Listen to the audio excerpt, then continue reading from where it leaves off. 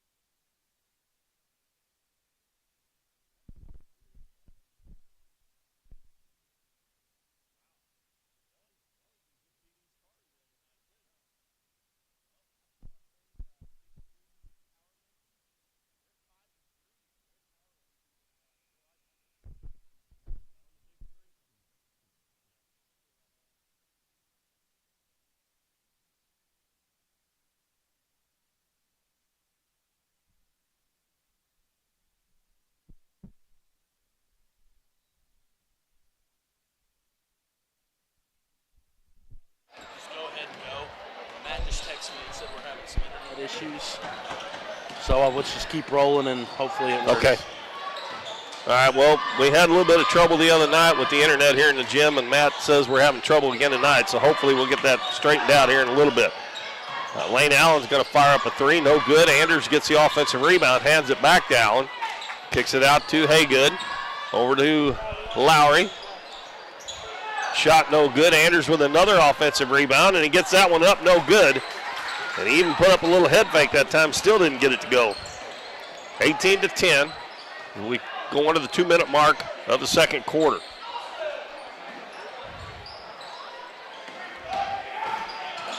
Oliver at the right elbow, gives it to Vaughn.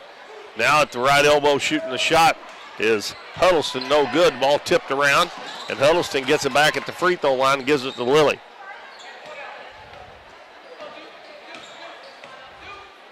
Brings it back out to the volleyball line. Twin Rivers will reset the offense. They lead it by 8 points. Now Oliver goes back down low. They get it to him at the right elbow. Hands it back to Lilly. Shot up, no good. And we got a rebound foul, I believe, against Twin Rivers. It's going to be on Bo Lilly. That is the 3rd team foul on Twin Rivers. Haygood lobs it up the floor to Allen, and he gets it to Anders, and Anders, did that ball go right through his hands? No, he had it tipped out. It was poked out. Elliott came away with it. Then Elliott missed the jumper. And then we're going to have a foul on Anders. That'll be 2 on him. Well, if something happens, he gets in foul trouble. It's really going to hurt the Dons because he is by far the biggest kid on the floor for them. Lilly to inbound it, and Oliver's shot partially blocked, but they get the loose ball again. 3-pointer no good, and that was Williams, and they get it again. The Dons just cannot get a rebound, and luckily Twin Rivers throws it away and turns it back over to them. But the Dons having a terrible time on their defensive boards. Twin Rivers is giving them some openings to take some easy buckets and throwing the ball away a little bit for them, and we just haven't been able to capitalize. Twin Rivers extending the defense, long pass over in the corner to Elliott, and he has it taken away. That was Huddleston.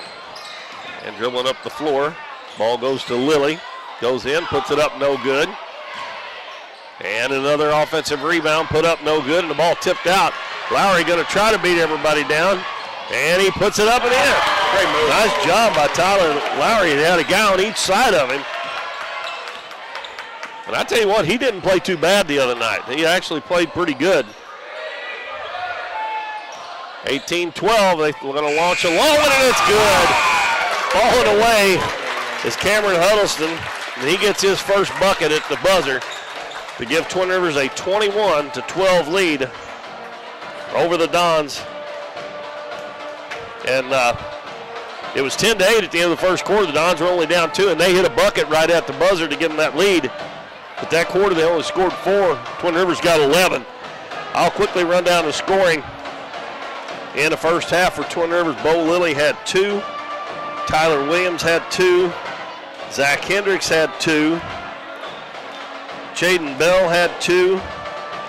Dawson Oliver 4. Cameron Huddleston hit that three-pointer at the buzzer for 3 points, and 6 points for Shane Vaughn. And he also hit a three-pointer. They were 1 of 2 from the free throw line. Dons 2 of 4 from the free throw line in the first half. And 2 points for Tyler Lowry, that last bucket there. 5 for Lane Allen.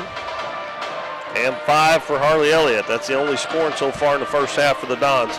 And they trail 21-12. So we're going to take a break, and we'll be back shortly before the second half starts. Big crowd on hand here for the Hall of Fame night at Doniphan High School. So stay tuned. Kurt River Broadcasting.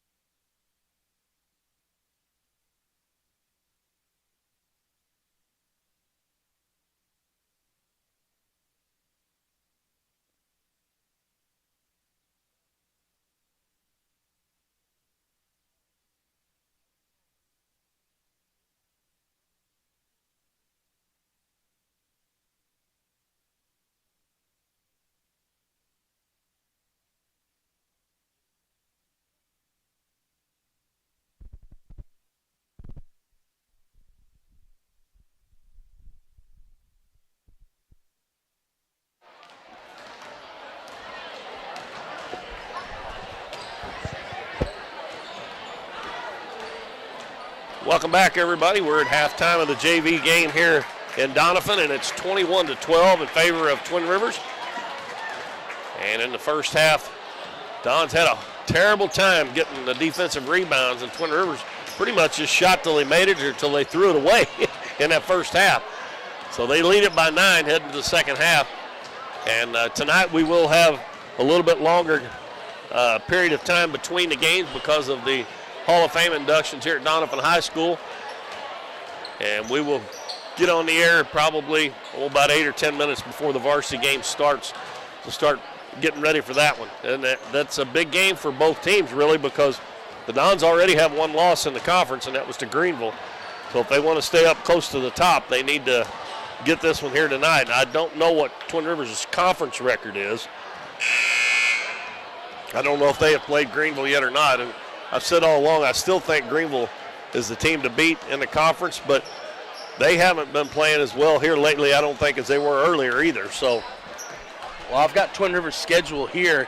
Funny thing is they've lost to Bernie 3 times. They're 7-5. They do have wins over St. Pius, Holcomb, Puxico, Hayti, Van Buren, and Zenith Hornersville. They have 5 losses, of course, one of them coming to the Dons, 3 to Bernie, and then another one to Van Buren. So they have yet to play a conference game, so this is their first conference game coming into the night. It looks like they're about like us. They played in an invitational tournament that looks like that, well, that would have been after, but the Holcomb Invitational Tournament looks like they lost the championship game to Bernie there, and then, of course, in Bloomfield they lost in the quarterfinals to the Dons. So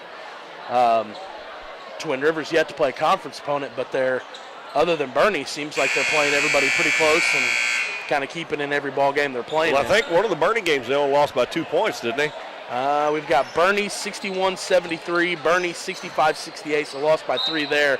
And then the last game they played with Bernie 74-92. Well, we're underway in the second half. Dons with the basketball, down by 9 points. Corey Haygood, Lane Allen, Harley Elliott, Devin Alfonso, and Trent Anders on the floor for the Dons. Nobody in foul trouble for either team because they only called a total, I think, of 4 or 5 fouls in the first half. Lane Allen open for 3, looks good. Ball a little bit long. Boy, that was right on line from where we were setting it. Looked good. And Lilly heads back the other way, gives it to Williams, and that was a walk. But he makes the basket. They didn't call it. Williams has got 4 now. They've also got Huddleston, Hendricks, and the big one, the Dons turned it over again. We can't keep doing that when you're down 11 already. Let's see. Dawson Oliver's the other one out there, the number 50, the big boy for Twin Rivers. He's got to be close to, what, 6'6", 6'7"? Yeah, because I think Trent, technically, what do we have him listed at, 6'3"?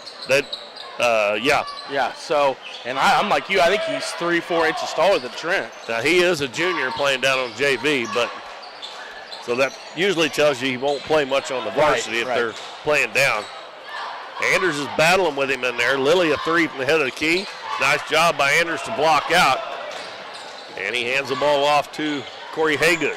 Haygood has not scored tonight. Of course, Twin Rivers knows. And another turnover, this time on Alfonso. Left-handed layup is missed. And good hustle by Lane Allen to get back down there and at least contest it a little bit. Haygood's going to fire 3. No good. Lane Allen with the rebound, no good. And he battles for it, gets it back again, goes up with it, no good. Again he gets it, goes up, and he finally gets fouled. Great hustle there by Lane Allen. He just couldn't get the shot to fall in. That foul is on Bo Lilly, his second. And Allen will shoot a couple free throws. That one is short. And Lowry checks in for Alfonso. 5:10 to go in the third quarter. Allen makes 1 out of 2. He has 6 points, and it's 23-13. Twin Rivers with a 10-point lead. A couple minutes into the third quarter. Lilly dribbles to the left wing. Don's still playing man-to-man. They switched to a zone at the start of that second quarter. Played it for a little while. Lily into the paint, has it stripped away, gets it back, gives it to Oliver, goes in, shoots a reverse layup, no good. He gets it back, puts it in. That's 6 for Oliver. Well, the Dons work their tail off to get 2 points, and they come back down and get it as soon as they get down the floor almost. Allen's shot is blocked by Oliver, and he gets the ball. Hands it to Lily. Lily driving down. Reverse layup, no good. Offensive rebound again, this time by Cameron Huddleston.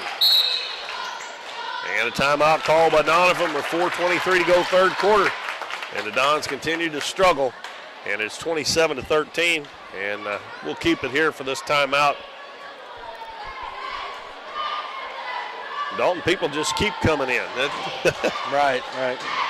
I mentioned to you at halftime, they just start getting here pretty quick. They might not find a better place to set. I came in to that Hall of Fame banquet. They had like a little reception kind of before the JV game started, cookies and punch and things like that. So I came in there and popped in there and talked to my family for a little bit. And our cafeteria was full. We kind of overflowed into the hallway. And if I'm not mistaken, they said they reserved this whole section by the front door for family.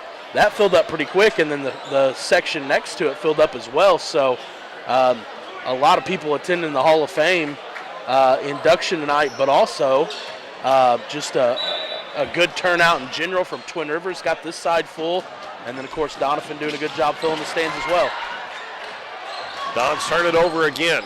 Lily takes it into the paint, jump stops, lays it in. I don't know if you noticed it. We just got 4 boys from Greenville that just walked in to catch the OFC matchup between the Dons and the Royals tonight. Oh, they must not be playing tonight then, huh? Back at the other end, Allen, a good pass over to Anders, and finally gets one to go. That first 2 points for Anders. A good pass from Lane Allen, and it's 29-15. Twin Rivers leads by 14. We're about halfway through the third quarter. Lily gets a screen from Oliver. Gives it to Williams on the left wing. He dribbles back head of the key. Over on the right side to Huddleston. Back cross court to Lily on the left wing. Now on the baseline to Williams. Bounces it in. And Oliver has it stripped by Harley Elliott. And Elliott's going to try to outrun Hendricks, and Hendricks is going to foul him, and that'll be a couple free throws. That's a good job by Harley Elliott there, because a lot of times you need to pull that out. But right there, when he got up even with him, he went ahead and challenged him, and he got him to foul him. And the first free throw, no good. That foul was on Zach Hendricks. That was his first. Now Bell checks back in for Twin Rivers in place of Oliver. And that one rattles out, and it's going to go out of bounds. Last touch by Trent Anders.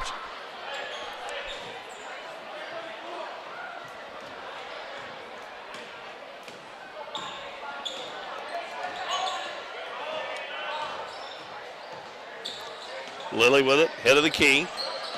To Hendricks, he drives into the paint and throws up a wild shot, trying to draw a foul, and then the Dons, Harley Elliott and Anders run into each other, where Anders is going to the other end and serve all.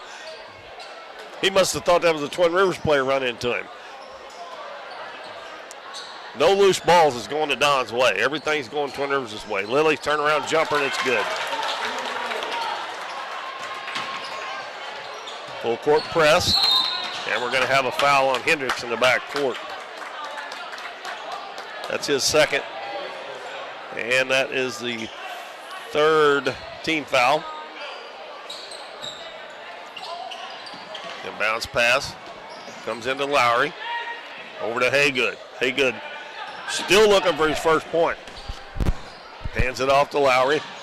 Lowry hands it to Elliott. He drives into the paint. Shot up, no good. And the ball tipped out to Williams. He heads to the other end. Out to Lily. Lily, right wing. And that is Huddleston for three, no good. And again, Allen had a chance to get it, but he couldn't handle it. And we're going to have a illegal screen called on Twin Rivers on number 34, Bell.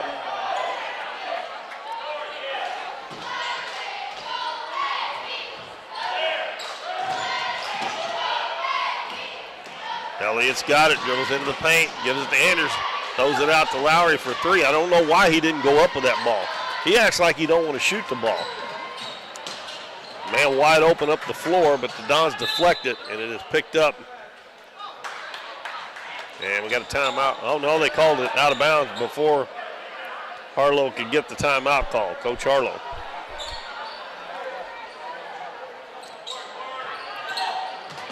Dons throw it away again. And now the ball is loose on the floor, and oh my goodness. Now he gives him a timeout. He crawled all over the top of Harley Elliott there. You know, Dalton, I have a pet peeve. Why do not, when the teams are full court man-to-man you, why do not the coaches anymore have two players down there and set a screen for other and roll to the ball? That's about 3 times in a row they left Corey Haygood down there by himself to get it in. And you see what happened right there. They threw it away. Yeah. And I'm not just talking about Doniphan. I'm talking about everybody. You can see it in college. I was watching the Mizzou women play last night. I don't know how many times they almost threw the ball away because they didn't have any. Well, they got a 5-second call a time or two. Well, Mizzou gave up 4 points in the second half right there at the end against Arkansas for doing the same thing. Oh, I know. Arkansas had somebody face guarding the ball and one guy on the to receive the inbound. And the guy to receive the inbound would get space. They'd give him away to him. But then that second guy would turn and they'd set an immediate trap. And we turned the ball over 2 or 3 times. Throw the ball in the corner. Yeah. That's the worst place to throw it. Oh, yeah, most definitely. But if you set 2 guys on the free throw line, one on each corner, one screen if they down. wait on the screener to get there, either the screener's going to be open or the one rolling back to the ball that set the screen. Right. But you do not see that. They just try to freelance it and get it open by themselves, and it's too hard to do. Well, Lane Allen thought he was going to take it all away, and they throw it away again. He'd been better off if he went ahead and would have been out of control, I believe, and threw it up. Right.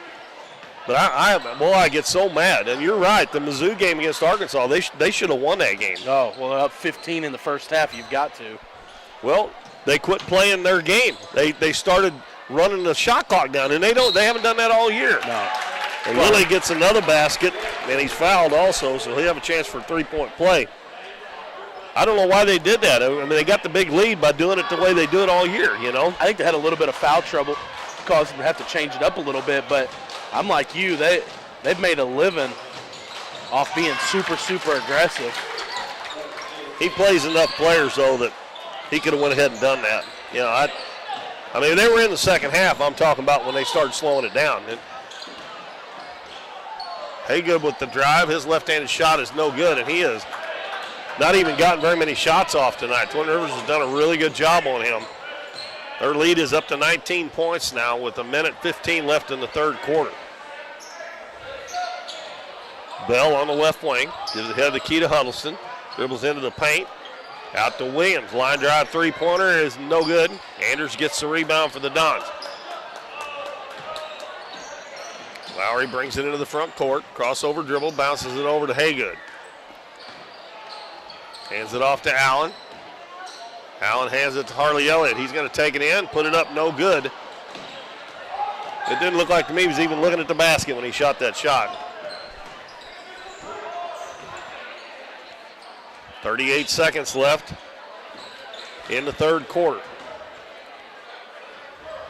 I'll tell you what, the Doniphan boys, they got to be in pretty good shape because you're only playing 6 players. Well, most of them are out there pretty much the whole game. Three-pointer from the corner, no good. And that was Hendricks, and the Dons lose it again. Oh, my goodness. That's got to make the coaches want to pull their hair out. And the Dons knock it away. Picked up in the corner. Lily's going to fire it up at the buzzer, and it's good. Second time. 3 for 3. No, they ended the first quarter. Oh, that's right, they did. Well, it wasn't quite a buzzer in the first, but it was right there at the end, that's for sure. 37-15 is our score at the end of 3 quarters. Be back in the fourth quarter in 1 minute. Through the years, it's taken all of us to make our community great. We're proud that Chevrolet has been an important part of America's history for many generations. And Ripley County, Missouri, you are as American as it gets. And that's why your friends at Countryside Chevrolet of Doniphan want to say thank you. Thank you for making our country and our community great.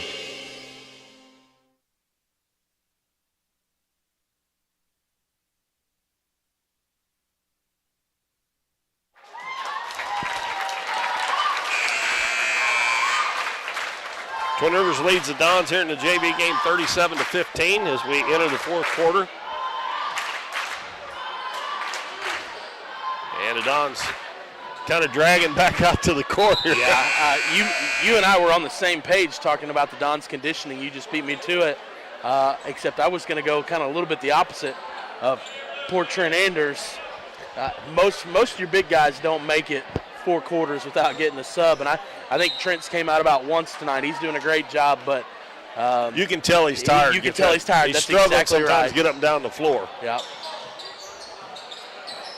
Twin Rivers with the ball. And we've got some new players in the game. Eli Thurman, number 32. Number 22 is Thomas Patterson. Tyler Williams out there along with Bell. And then the big boy. And I think what they call 5-second call. Got a 5-second call, yeah. And then also Dawson Oliver, the big boy.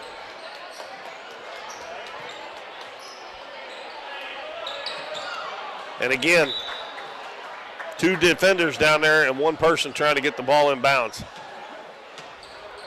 And the Dons, well, I thought they turned it over. I didn't think anybody got a hand on that from Twin Rivers, but I think Bobby's saying the same thing. I'm with Bobby. I think that was just I didn't think anybody hit it either. No. I mean, I'd like to see the Dons get it, but it didn't appear that anybody got a hand on it. It just looked like it got away from Corey. Well, they're going to take it back over there, so they're saying nobody touched the ball. Yep. Well, that's where the Dons were inbounding it. Inbounds to Williams. Gives it back to Thurman. Now Williams running a point with Lilly on the bench.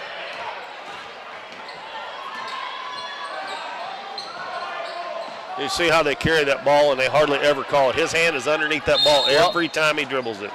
I was going to say that exact same thing, and also that guiding with the offhand, the forehand on the guy, the forearm, I should say, on the guy that's defending, and then a little bit of push almost every single time. Yeah, and if the defender touches them like that, they call a foul. Oh, yeah, exactly. It just doesn't make sense. And then, like you said, that's getting really laxed on. That carry, because that hand goes to the bottom of the ball almost every time.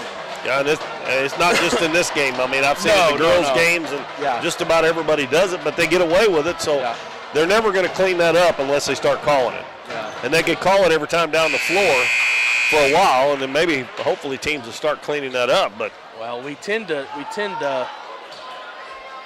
take from the professional level and then the college level, and so if that's the case, that's where that arm you're talking about. Exactly. Well, and then we're going to see to the point where a walk and a travel is not called at all if that's going to keep trickling down towards us. 6:17 to go in the game. It's 37-15. Twin Rivers with the lead. Bounces down low to Oliver. Jump hook up and good. He's got 8 points now. Twin Rivers still full court pressing. Dons have had trouble with it all night long. Pass up the floor. Allen hands it back to Elliott. He's open for a 3. Looks good and up a little short. Ball tipped around and Twin Rivers comes out with it. Bell got the rebound. Gives it to Thurman. Thurman will hand it to Huddleston. Dribbles over to the right side. Gets a screen from Oliver. Pick and roll. Oliver can't handle the pass, and it's going to go out. Oh, they did save it, but they saved it into Lane Allen. He heads back the other way. Going to go in, split the defenders, and puts it in. That'll be a rule. I wouldn't mind trickling down from the NBA, that no contact, down low, automatic foul for flopping. I wouldn't mind seeing that. He definitely did on that Lane one. split the defenders. There wasn't any contact there. Thurman misses the three-pointer, and Dons get the rebound. Haygood with the ball on the right wing. Now to Elliott. Left side to Allen. Dribbles to the baseline. Throws it back out behind him to Alfonso. Alfonso drives. His shot blocked underneath, and Twin Rivers can't handle a rebound. And it'll go out of bounds. And now Jaden Clonch, a freshman, checks in. And also coming back in will be Tyler Williams.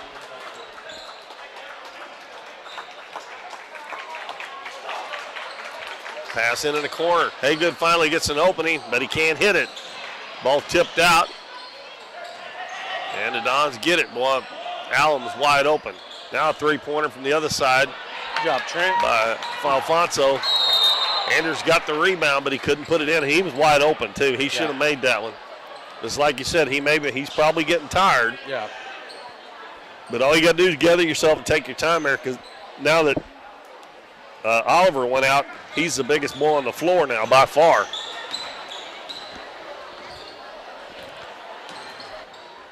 Huddleston gives the ball to Clonch. Clonch has it knocked away, but again, the ball goes right to Twin Rivers. Every time there's a loose ball, there's a Twin Rivers player there to pick it up. Clonch hands it to Williams out front. Now to Huddleston on the right wing. He's going to fire up a long three. No good. And the ball tipped out of bounds, and they say Twin Rivers touched the last. Tyler Lowry coming back in. Going to replace Elliott.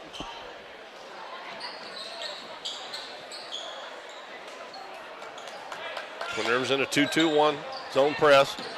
Oh, he double dribbled. Yep. He knew it too.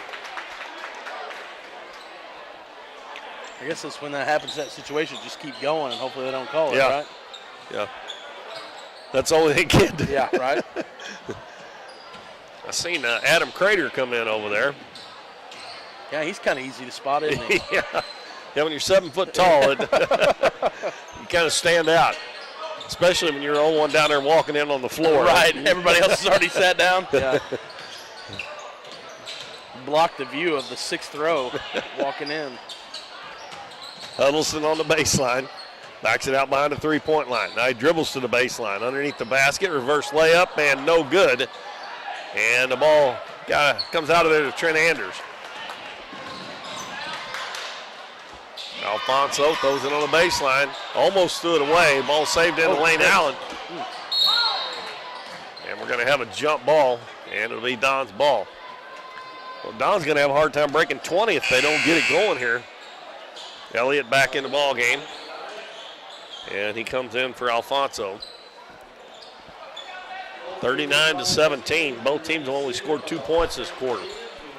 We got 3:17 to play. Lane Allen forces it up. Elliott with the rebound. And he missed the shot, and it goes out of bounds off the Twin Rivers. Boy, they are letting them play down there underneath the basket. It's getting a little chippy, too. That's never a good sign. Yeah, bad things happen when they start doing that. Haygood for three, and it's short, right on line. Anders again got it underneath the basket, tried to pass it to Elliott instead of putting it up.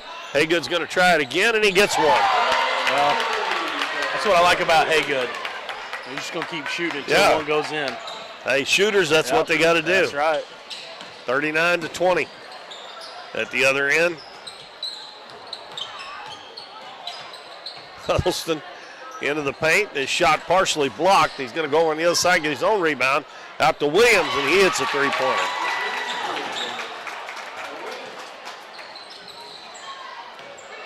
Well, again, the Dons work their tail off to get a bucket, and they come back and get it right back. Answered right back, yeah. Pass down underneath to Anders. In the lane to Elliott, and he scored. Yep, Tyler Lowry got the assist on that one. I still like to see Anders go up with that shot, though.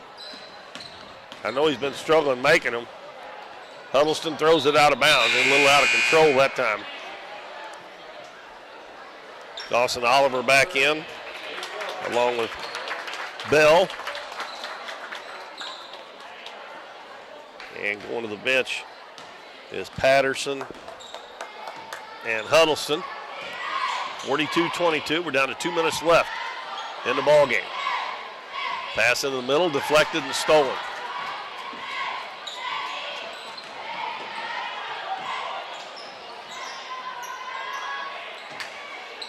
Williams has the basketball, guarded by Elliott. Over to Clonch on the right wing, back to Williams. Now on the left wing, goes to Patterson. I guess that was Thurman that went out a while ago. I thought that was 22, but 22 is still out there.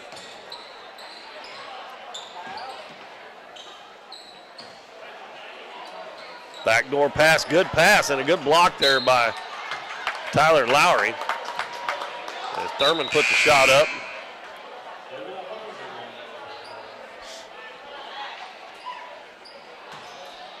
And Alfonso back in for Lowry. Pass to Williams, good pass over on the other side. And Dawson Oliver scores to get his 9th and 10th point. And it's 44-22 with 1:10 to go. Elliott out to Allen. Head fake, goes in, puts up a shot, no good. And Anders reaches over the top and gets the rebound. And gets a couple of points. We are under 1 minute to go. I want to invite everybody to stay tuned at halftime for the Hall of Fame inductions. And then Dalton and I will be back with the varsity game, and it should be a good one. They get it inside to Oliver again, and he scores. And we got substitutions coming in. Patterson back in.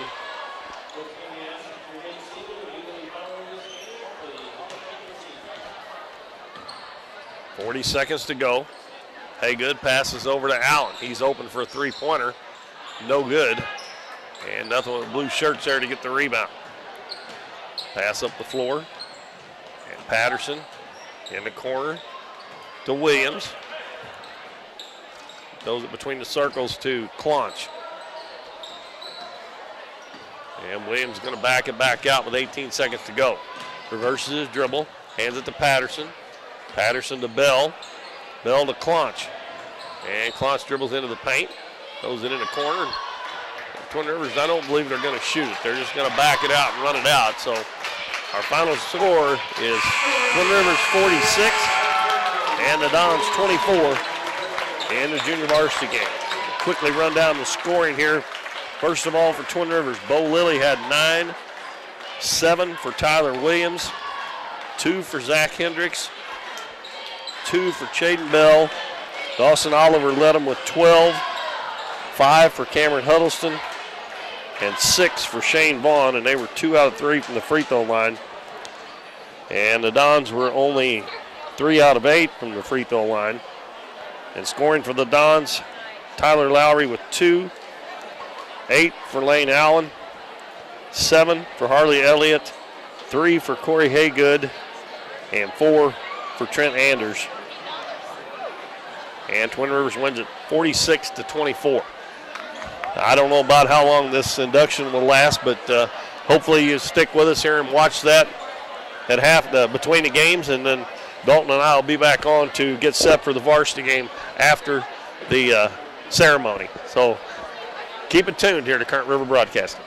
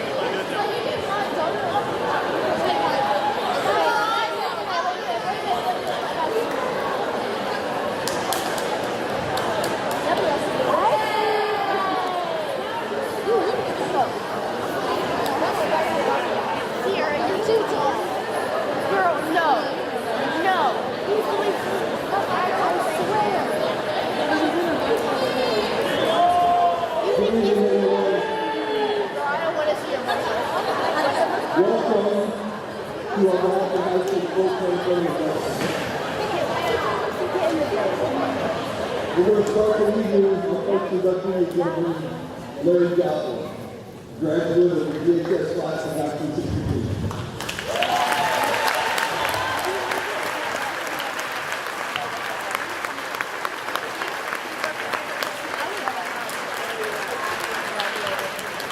Coach was a standout basketball player all 4 years of high school.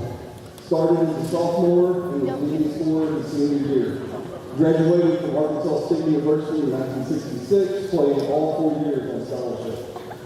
He began his coaching career with the high school boys basketball team in Pocahontas, Arkansas, continuing at Woodward, Oklahoma, taking the boys to state tournament play in 1969. From 1970 to 72, he coached boys basketball at Richland High School in Richland, Missouri. He went to state tournament play and reached the quarterfinals his first year. The second season, they went to the Final Four, taking third place. His coaching record at Richland was 58-6. In 1972, he came to Doniphan and coached boys basketball, football, and baseball until 1978. In 86, he began his high school girls coaching career. From that time until his coaching retirement in 1995, Coach Joplin earned the following stats: 7 Ozark Individuals Conference Championships, 6 Class 3A District Championships, took the 88-89 girls team to the Final Four in Springfield, Missouri, taking 4th place. Coach of the Year 6 times, District Coach of the Year 2 times, and in his coaching career of girls basketball at Doniphan, his record was 191-53. He was recognized as a coach that has taken both a boys and a girls team to a Final Four in basketball. Coach Larry Joplin.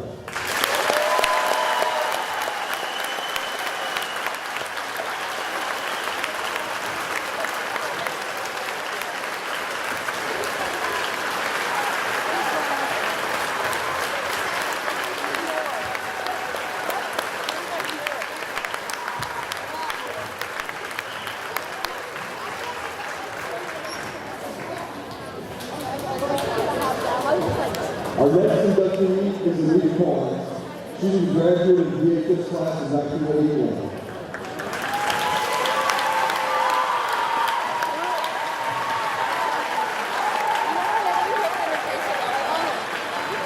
Anita was a standout two-sport athlete. She was all-conference her senior year, all-district her senior year. Her career high point game was she scored 37 points. Led the DHS in field goals per game with 16. She attended TRCC and Arkansas Tech University. At Three Rivers, she played volleyball and basketball. She was a member of the All-Region 16 team in 1983. Midwest Junior College Athletic Conference, All-Conference team, 1982 and 1983. And at Arkansas Tech, she played basketball and volleyball in years 83 and 84. She was NAIA District 17 All-District Volleyball, 1983. NAIA District 17 All-District Volleyball Team, 1984. Arkansas Intercollegiate Conference All-Conference Team, 83-84. The Arkansas Tech Golden Suns were AIC champions and District 17 champions, 1983 and 1984. She was a student assistant for basketball in the seasons 84-85 and 85-86. Student assistant for volleyball, 85-86. She was the Doniphan Dons head volleyball coach 1987 to 1997, and then 2019 to 2022. She was the Doniphan Dons assistant basketball coach from 1986 to 2013. In basketball, she was assistant coach for 13 state tournament teams and 3 Final Four teams. Coach Doniphan Dons.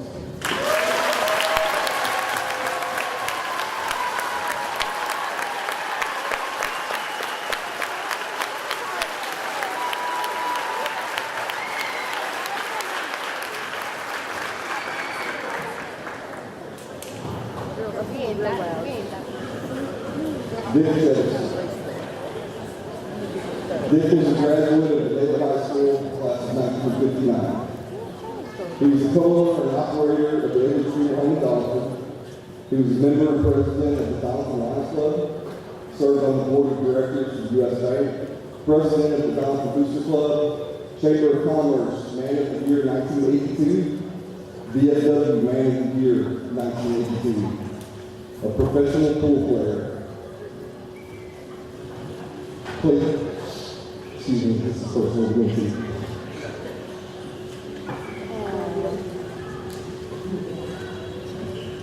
He played softball at the city park and coached many league baseball teams, including one of mine.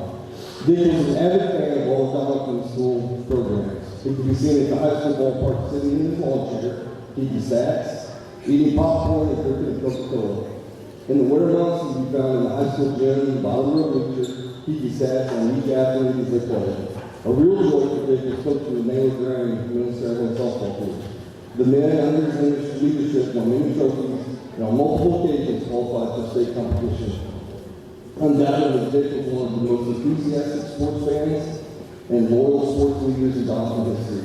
A man well respected by all the athletes in the Doniphan community. Dick could tell you who played ball for any team, what year, and their stats.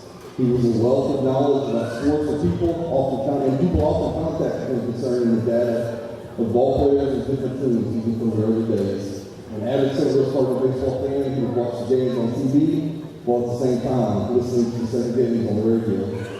He had a charitable heart, always willing to assist financially in any manner to boost sports programs, not only in school but for some part, youth league and travel teams as well. A funny story shared by a close relative of Dick's was, he had 3 granddaughters. One grandson all came to visit one day. As they were leaving after a busy and hectic day, one of the granddaughters thought her grandpa looked rather sad, so she asked him why he looked sad. Before grandpa could answer, the grandson shouted, "He's just hoping the car starts." So needless to say, anytime Bob and Sherry came to visit, as usual, it was always busy and hectic. Dick loved it when everyone stopped by and never hesitated when he was asked to pick up the little guy and the kids from school. One day after a visit, as the kids and grandkids were saying goodbye, Dick used his quick wit and shouted, "I sure hope the car starts." Even now, after a hectic day, Dick's famous line can still be heard, "I sure hope the car starts." Dick Jones.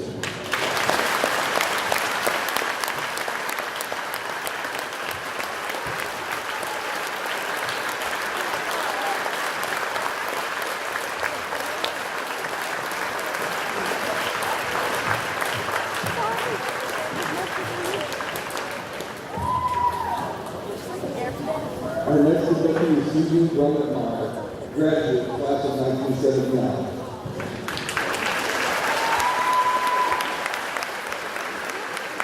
Susan earned all state honors her senior year, earned all district honors her junior and senior years, seasonal scoring leader her junior and senior years, leading rebounder, high scorer, and best field goal percentage her senior year. The first girl to be named to the all-state team in the history of Doniphan girls sports. As the Donettes played on 3 teams that had a combined record of 33 wins and 13 losses.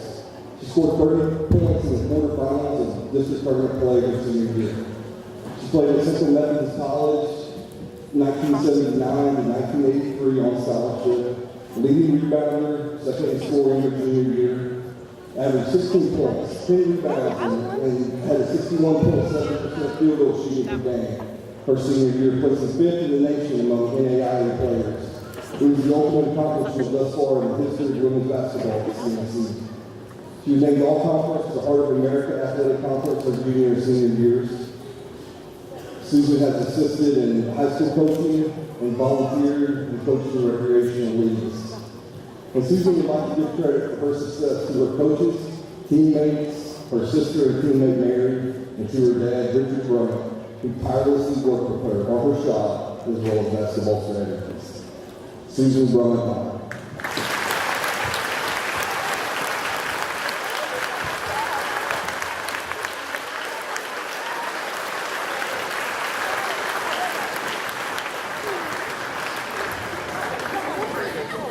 Our next inductee is Nick Wilson, graduate VHS class of 1999.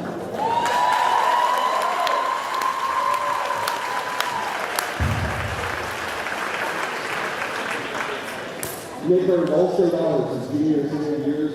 He was all-district, junior and senior years, all-conference, sophomore, junior and senior years, leading seasonal scorer, junior and senior year, scored a total of 1,294 points in his varsity career.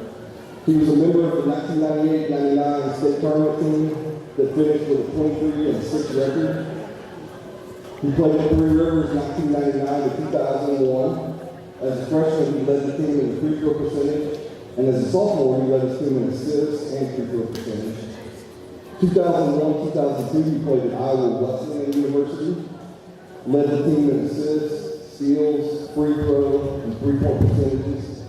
Midwest Classic All-Conference, National Tournament Qualifier. He was at Iowa Wesleyan 2002-2003. He led the team in scoring, assists, steals, and three-point made. National Tournament Qualifier, Midwest Classic All-Conference, Midwest Classic Conference Player of the Year, 13 All-American, member of All-Iowa team playing international semi-professional competition. Nick Wilson.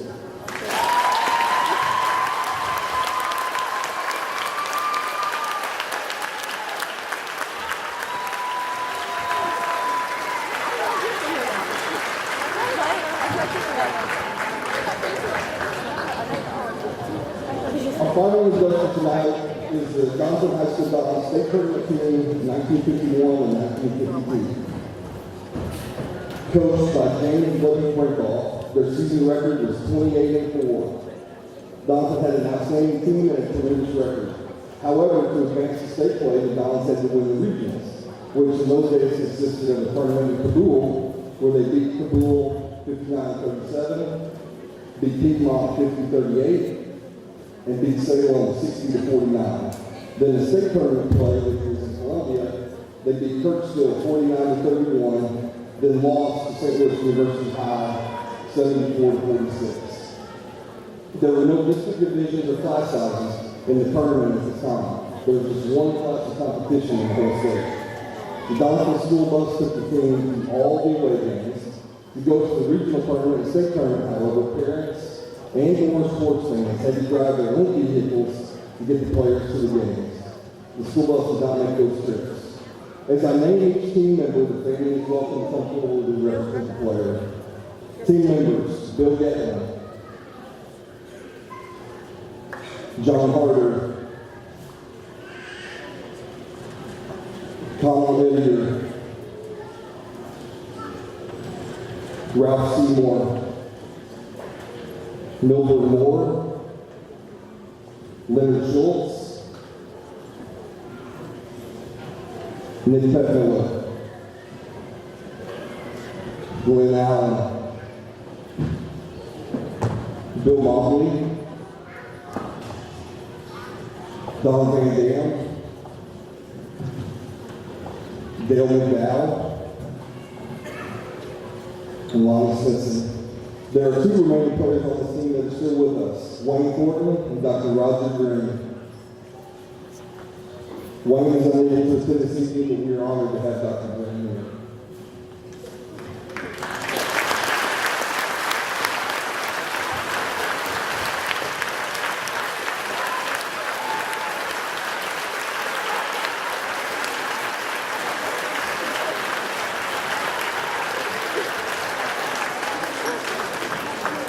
On that team, John Harder and Bill Gatlin were named to the All-State team. And this is the first time Missouri had ever selected an All-State team that year.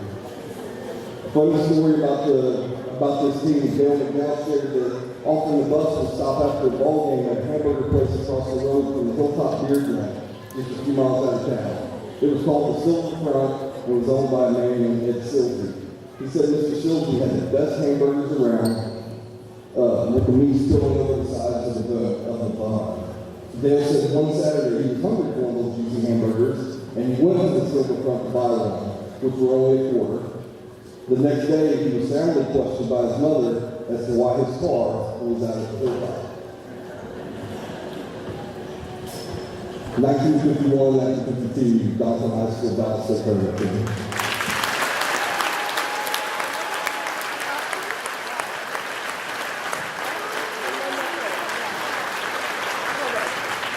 This concludes our 2023 DHS Sports Hall of Fame induction. We would like to extend a special thank you to Doniphan Overland School District, Brad Haygood, Superintendent, Mike Jones, DHS Principal, Randy Gates, Assistant DHS Principal, ladies of the DHS Cafeteria, Davis Trophies and Plaques, Albert Morrow, contributing writer, and Kellyanne Barber in the process mix. Thank you all for being here.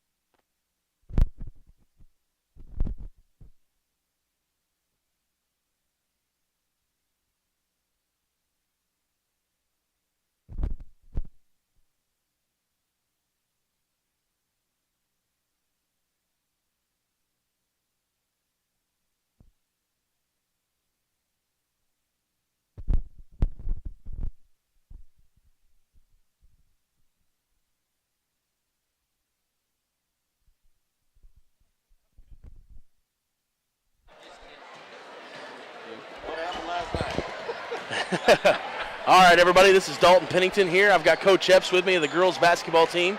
We're going to try to bring these interviews back. I've been sick the last few days, as Keith mentioned earlier, and coming back from Christmas tournaments and different things, it makes it kind of hard to do these interviews, but I think we're going to start them up here, and this will be something when we've got the other coach in the house we'll do in between the varsity and the JV games, as well as do our interviews at the end of these home games as well. So, Coach, this is the first time we've had a chance to get to talk to you this year. Just to catch everybody up, you're sitting 11-1 right now. You've got Another trophy in the trophy case from the Lady Royals Christmas Classic right there before Christmas. Had a couple hard-fought battles in that tournament. Let's start there. What are your takeaways from that tournament for us? We really had to grind it out, and that tournament ends up being kind of tough at the end because that fourth day, legs come into a factor big time, and especially if you play the way we play. And I know I'm crazy, but we're going to guard you full court. And it don't matter if we're tired or not. We're going to guard you full court. And sometimes that makes it harder to score on that fourth day, as I think that last game was 38-36. But defense did enough to take care of it and made some clutch plays. And we've won both tournaments we've been in this year, so pretty proud of them to start out. And we were playing with a chip on our shoulder there for a while because we were going into the season losing 4 starters from last year, and maybe one of our better players coming back wasn't going to play, and not a lot of buzz around the community about the Donettes, and we kind of used that as fuel. And to be honest with you, they surprised me even a little bit with how they come out and played together and got some things done. So.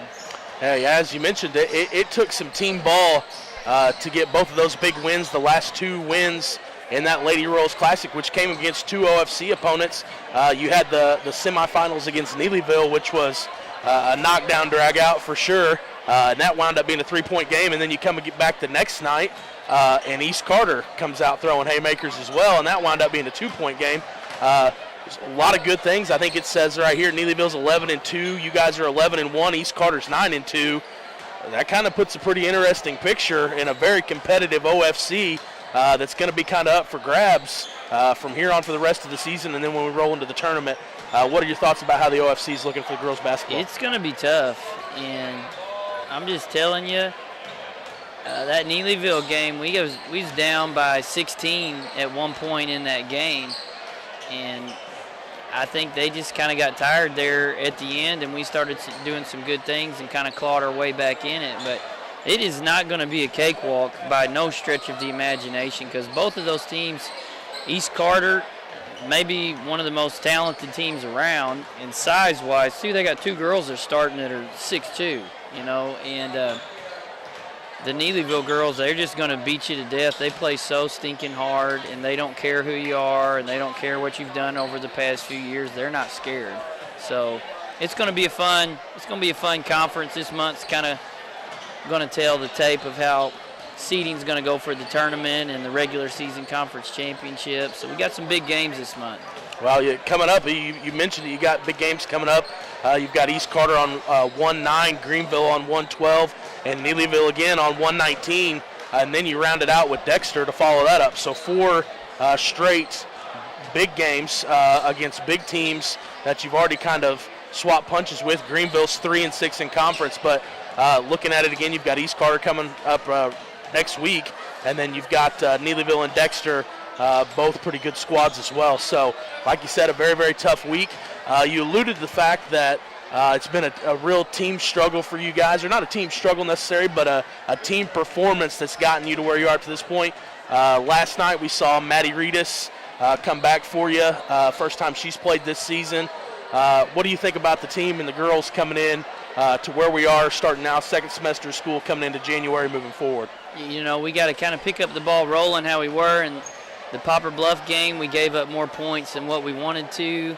And then last night, obviously losing that game, we aren't really guarding the way we need to guard right now, how we were before the break. And we got to get that figured out. And Maddie Reedus is definitely going to be a shot in the arm for us, because that's another guard that can get out there and create for other people. She can create, and she can get us slowed down when we need to get slowed down, and a true point guard. So it's good to see her healthy and hopefully get her back 100% rolling by the end of this month. And you mentioned those games, and all those have big meaning. The East Carter game is a big one. The Neelyville game is a big one. Dexter is a huge one. So all those are really meaningful games. And then you end the month playing Jackson here at home as well. So right. We're going to learn a lot about us this month. Well, you mentioned that you dropped one last night, the first one of the year, Mountain View Liberty. We won't dwell on that one too much, but Keith and I were kind of talking before, looking at your schedule, if you had to pick one to lose, that's not a bad one to lose. You've already beat them to start. It's a non-district opponent, non-conference opponent. They can't hurt you in any seedings as far as, tournaments or maybe standings. That's a pretty good one to lose. And you kind of found out, you're going to be able to come back into this rough week that you talked about coming up, the rough couple weeks actually. Kind of had a gut check, and maybe this is going to be a good building block from these girls moving forward. You got anything you want to elaborate on that game other than? I hate losing. Yeah. I absolutely hate it, and I don't believe in moral victories. Right. I do think you can learn from a loss a lot more than you can learn from a win, because if you beat a team and you're still doing things wrong, you're not going to learn as much as if you do some things wrong against a good team and you end up losing because you didn't do what you were supposed to do. So, hopefully that will wake us up a little bit, and we just never got it going last night. We could just never get into our stride of playing the way we could play. We couldn't get anything going inside.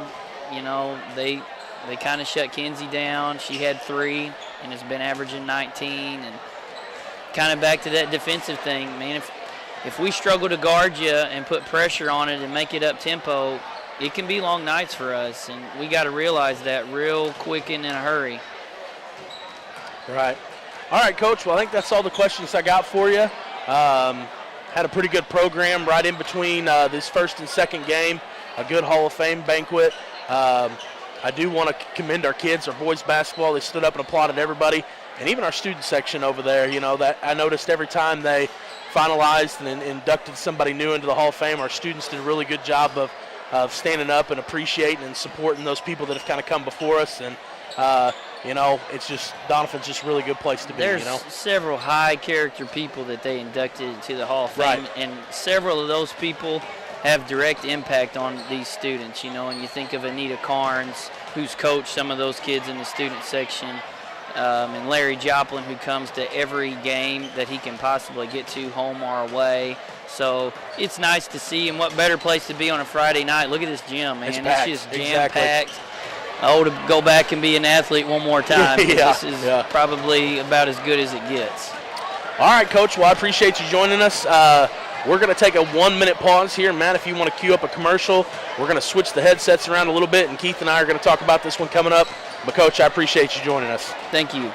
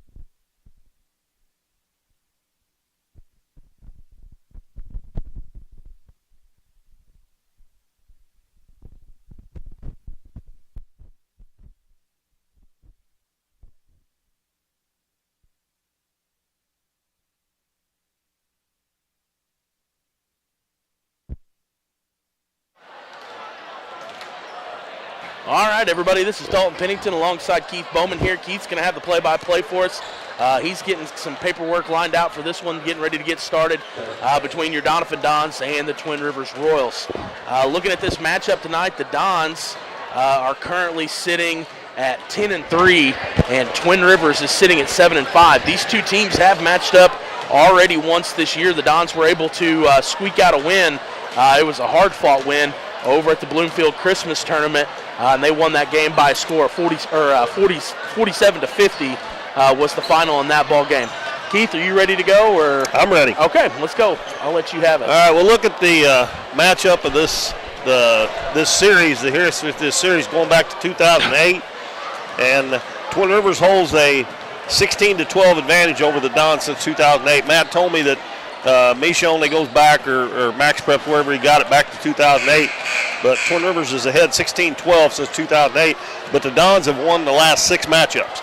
So they were down pretty good there for a while. And as you said, Twin Rivers 7-5, Dons 10-3, and the point differential, defense, offense, is almost identical for both teams. And I said this the other night, the Dons have played a lot of close games. They've won a lot of close games and lost, the close games where they lost too. Twin Rivers is averaging 61.1, giving up 58.8, which is, 2.5 points? 2.5 points, yeah. The Dons are averaging 60.7 and giving up 56.2, so they're about 4.5 points different. Yeah. But the Dons have lost, with the West County game, they lost by 1 point. The Greenville game was the biggest spread that they got beat. 40-55. And then Dexter in the championship. The Dexter, they only lost by 2. So, right. And but they've had a lot of close wins as well. Right. So that's the reason that those are so close. As far as the individual stats for the Dons, Max Owen is leading the team in scoring with 22 points, 6 points a game. He's averaging 6.7 rebounds, and he's shooting almost 41% from the three-point line. That's really good. Emmett Jones has been playing really well lately. He's moved into second spot in scoring at 12.9. He's averaging 6.3 rebounds, and he's leading the team in field goal percentage at 58.5. And then Cam Barton is averaging in double figures at 12.2 and 6.9 rebounds, and that leads the team. And he's shooting 54% from the field. They're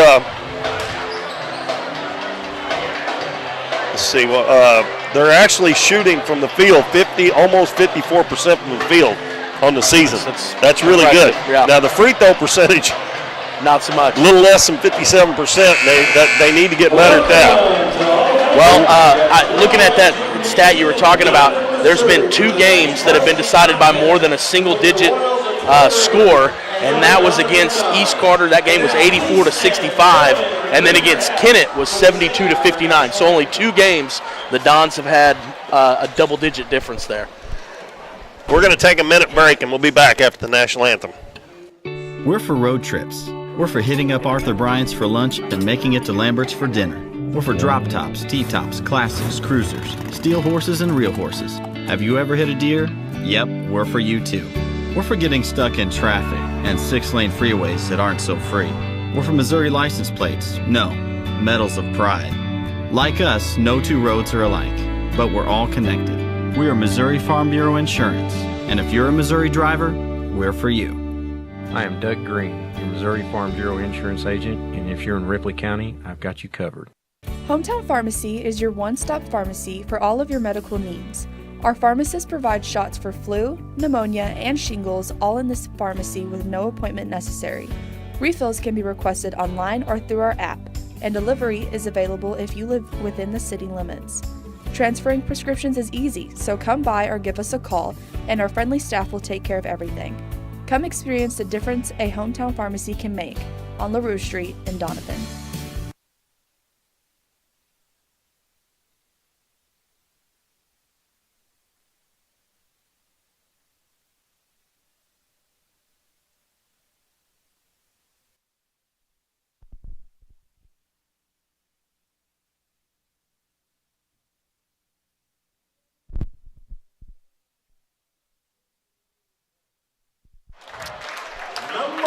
Welcome back, everybody. We're set for the starting lineups. We'll give you Twin Rivers first.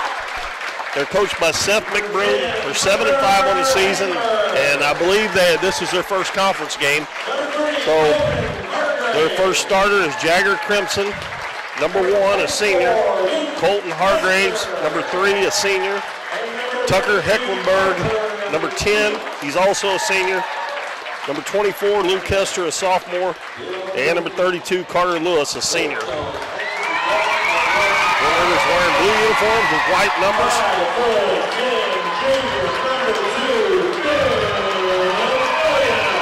Ben Killian, a 5'10 junior, number 2 for the Dons. J.D. Burton, number 4, 5'10 senior. Number 23, a 6-foot sophomore, Emmett Jones. Number 35, 6'3 senior, Max Owen. And number 41, Cam Barton, a 6-foot senior, for Coach Daniel Cagle. and the Dons. And they're 10-3, and I believe they're 1-1 in the conference. They lost to Greenville, and they beat East Carter. I believe that's the only 2 conference games they've had so far. But we're set to go, and it should be a good one. Almost, basically a packed house here tonight, and hope you were able to watch the Hall of Fame ceremony between games. And we are set to go. Twin Rivers will go from left to right, and the Dons from right to left here in the first half. It'll be Hargraves jumping against Cam Barton. And they're having to clean up the floor a little bit over there before we start. And the ball will be controlled by the Dons. And Twin Rivers looks like they're going to be playing a box and one on Max Owen with number 1, Jagger Crimson, guarding him everywhere he goes. So the middle of that zone ought to be open a little bit for Cam Barton and Emmett Jones. They're just underway here. Max Owen in the corner, out to J.D. Burton. Over on the other left side, goes to Emmett Jones, and he gets it right back. Bounces to Killian, head of the key, right side, J.D. Burton. Gets it in the lane, back out. And Emmett Jones drives the lane and puts it up in the left hand, and it won't go. And Colton Hargraves head back the other way. Guarded by Max Owen, gets into the paint, kicks it out to Crimson on the left wing. He's going to shoot a 3. It's an air ball, and it goes out of bounds. And he looks over to Coach McBroom. He's run the offense. Oh, nice move by Emmett Jones. He just couldn't quite get that shot to go. As I said, he has really been on the scoring bench here the last, about 8 games or so. He's going to try the 3-pointer. It looks good, but it's short. And the rebound comes out to Carter Lewis for Twin Rivers. Hargraves walks it up the floor. Gives it to Crimson on the right wing. He gets a screen, goes to the free throw line, bounces it to Lewis. Now deep on the left wing, Hargraves. Head of the key to Hester. Hester hands it off to I hope I'm saying his name right, Hecklenberg. They're running the motion offense, and Hargraves throws it away. Well, they've got a shot off, and it was an air ball, and then they run quite a bit of time off the clock there. They do play a slow-paced game. I'm not saying they won't fast break if they get a chance, but Max is really going to have to work to get open here, them guarding him man-to-man, but I still say the middle ought to be open on that. They're playing kind of a diamond zone. Killian for 3, and it's good. That'll help.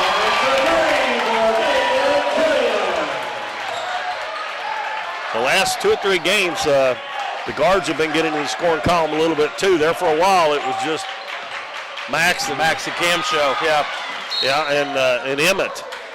Well, and that's one thing I was going to talk about at some point tonight. Ben Killian and Emmett Jones both really were difference makers over there in Bloomfield, and neither one of them really got in the scoring column until Dexter. But both of those guys, we wouldn't have been in that position, I don't think, without them. Well, Ben handled the ball really well. All week. 3-pointer up and a friendly bounce there for Luke Hester to give Twin Rivers a 3-2 lead. Ties the game at 3-3. Bad pass by J.D. Burton, and Hargraves has got a run out, and he lays it in. You can't throw them lazy cross-court passes like that out front. If you do, it's a layup on the other end because there's nobody back. Got to get some zip on those passes. Killian, right wing to Burton. Back out front to Jones. Now to Killian on the left side. And he overthrows Barton, but Max Owens there to get the rebound, or get the pass, and he turnaround jumpers and air ball. And here comes Hargraves. All the way to the paint, left-handed shot up and good. And that's what I just said. If they get a chance to run, they will. Right. They don't necessarily like to, but they do. We got a timeout, and it's a short one. We'll just keep it here. Those 30-second timeouts, half-time, they're already started before you. It's hard to take a break on them. So Twin Rivers off to a quick start. They lead at 7-3. And Coach Cagle A lot of times he'll do that, call that timeout, try to break up momentum before they get too far ahead. Right. I got a feeling Max is going to see a lot of that the rest of the year. Yeah, the way he's been scoring. Yeah, he had a couple games there in a row where he was close to 30 points, and you start throwing 30 up on the stat column, you kind of draw attention from a lot of people. So I agree. I think Max is going to see a lot of lockdown defense on him. That's why the other guys are going to have to pick it up. And J.D. Burton tries, and no good. Ball goes out of bounds, and it's going to stay with the Dons. It was off of Hester. Cam Barton will trigger for the Dons underneath the right side of their basket. Gets it into Max Owens, right back to Barton. Spins into the paint, shot up and good. Turned over that right shoulder. They were probably expecting him to go the other way. And he goes over that right shoulder quite a bit. 7-5, halfway through the first quarter. And a backdoor pass is intercepted by Barton. He's got Max Owen on the right side, but he backs it back out to J.D. Burton. Over to Killian. Killian drives in, cut off on the baseline. Back out front to Burton. That was good defense by Twin Rivers. Don's had a 3-on-1. And Max Owen trying to drive baseline. Ball tipped, but it batted right back off of him. We got Jake Hester, number 4, checking in. And Hunter Huddleston, number 23. 3:40 to go, first quarter, the clock's not running.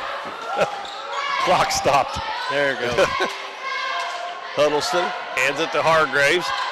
Dribbles to the baseline, bounces across the lane all the way to the other corner there to Hester. He comes away with it. I thought it was going to be out of bounds. Don's playing man-to-man. Crimson dribbles baseline, and he leans into Ben Killian. We're going to have a foul. Shot didn't go in.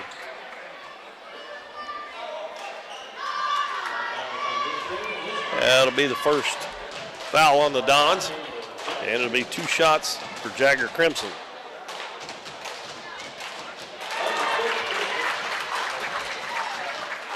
He knocks in the first one. Next one on the way, and it's short. And Emmett Jones gets the rebound. The Twin Rivers leads at 8-5. J.D. Burton down to Cam Barton. He elevates. He shot too hard off the glass. And Hester with the rebound for Twin Rivers. Hargraves will do most of the ball handling for the Royals. And he's carrying the ball right there every time. He's hand is under the ball every time. Hands it off to Crimson. They're running a weave. Now to Hester. Hester into the paint. Gives it off to the other Hester. Now to Hargraves. Hargraves spins into the paint. Shot up, and it bounces in. Hargraves already got 6. And it's 10-5. Dons got down against Liberty the other day and come back. Don't want to keep doing that all the time. And a shot put up by Barton. Jump hook, no good. And Hargraves with the rebound. He runs it to the other end. Going to take it all the way. The floater's too hard. Max Owen with the rebound.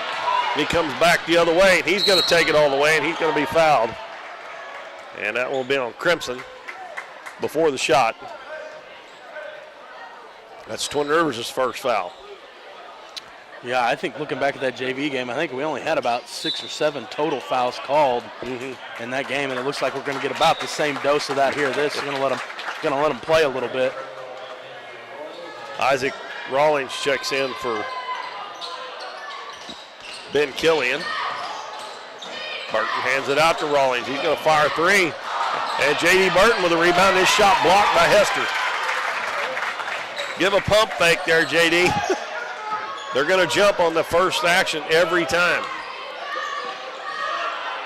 And Rawlings had a good game the other night. He got in double figures.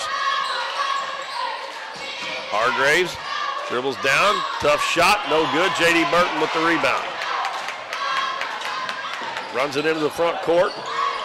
Burton over to Barton, and he lays it in. Burton to Barton. 10-7. Twin Rivers up by 3. Hargraves walks it up the floor. 1:25 to go first quarter. Passes right side, and J.D. Burton flashes for the steal, and he will deflect it out of bounds. Now number 12, Brett Robards, a junior, comes in and replaces Hargraves. And Luke Emmons and Sean Gazaway's coming in for the Dons. They'll replace Burton and Barton. Twin Rivers basketball. Hecklenberg hands it off to Robards. He hands it to Hester. Now off to the other Hester. And the pass is stolen by Max Owen. And he goes and slams it home with 2 hands. Well, he missed one over at Bloomfield. That almost cost him the game. 10-9. That gets the Dons crowd fired up a little bit. That's Max's first 2 points. And we're going to have another foul on the Dons. This one's going to go on Emmett Jones. Coach Cagel's wanting that exactly what we talked about in that first game, that where the ball handler's kind of pushing off with that front forearm, trying to create a little extra space. He's wanting that call and not getting it. Twin Rivers inbounds it to Robards. Robards hands it to Hecklenberg. Now off to Luke Hester. Over to Jake Hester, and the ball stolen away. Emmett Jones, and that, oh my goodness. That was a foul, no call there. And now they call it on Isaac Rawlings. It's the same thing, man. As a matter of fact, it may have been worse. Wow. Yeah, Emmett just got pushed in the back. There were 2 hands. First foul on Rawlings, 3rd team foul on the Dons. That's kind of a bad break there for the Dons. Hester catches at the right elbow. Now over to Jake Hester. Drives into the paint, and his shot no good. Ball goes out of bounds, last touch by Luke Emmons. 11.8 seconds to go, and Twin Rivers will inbound underneath their own basket. And Hecklenberg will throw it in. And we're going to have a travel on Hester.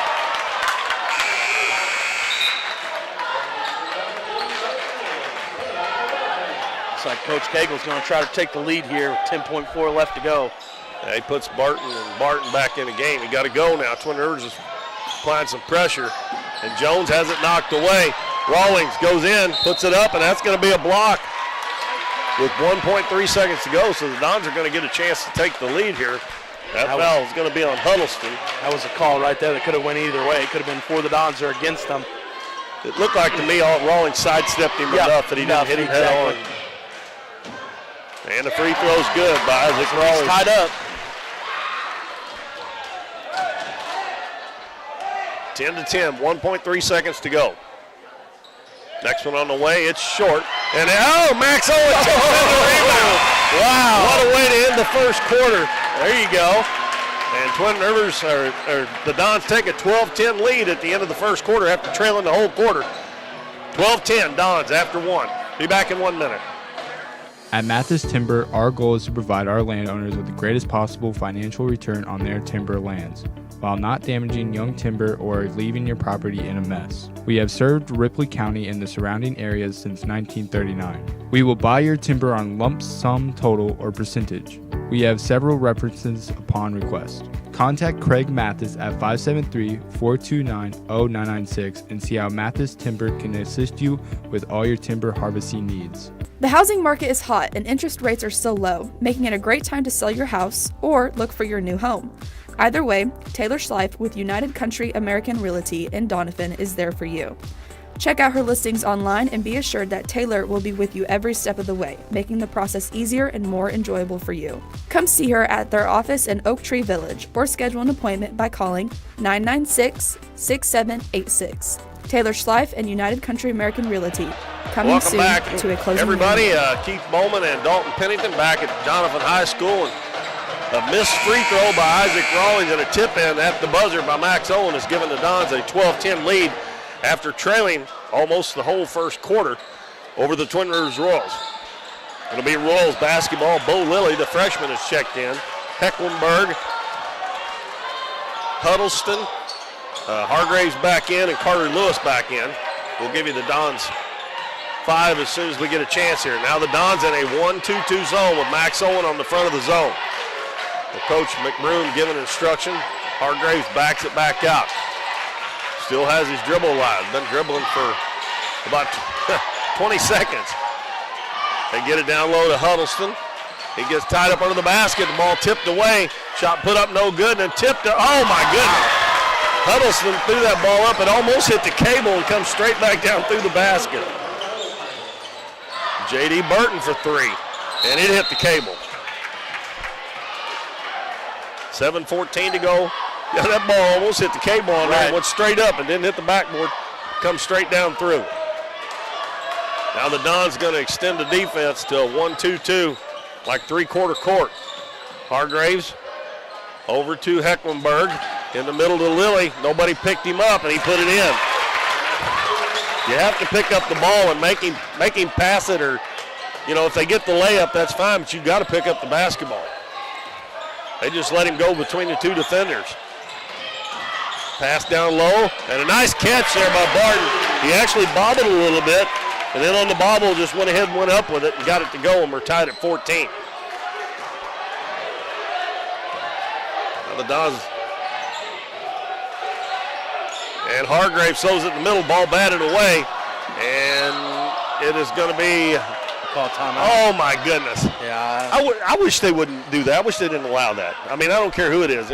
You're falling down, you can't get it, and he throws the ball out of bounds. And you should have clear, visible possession. I feel like I'm like you. Anyway, they give the timeout to Coach McBroom, so Twin Rivers will retain possession when we come back after the timeout.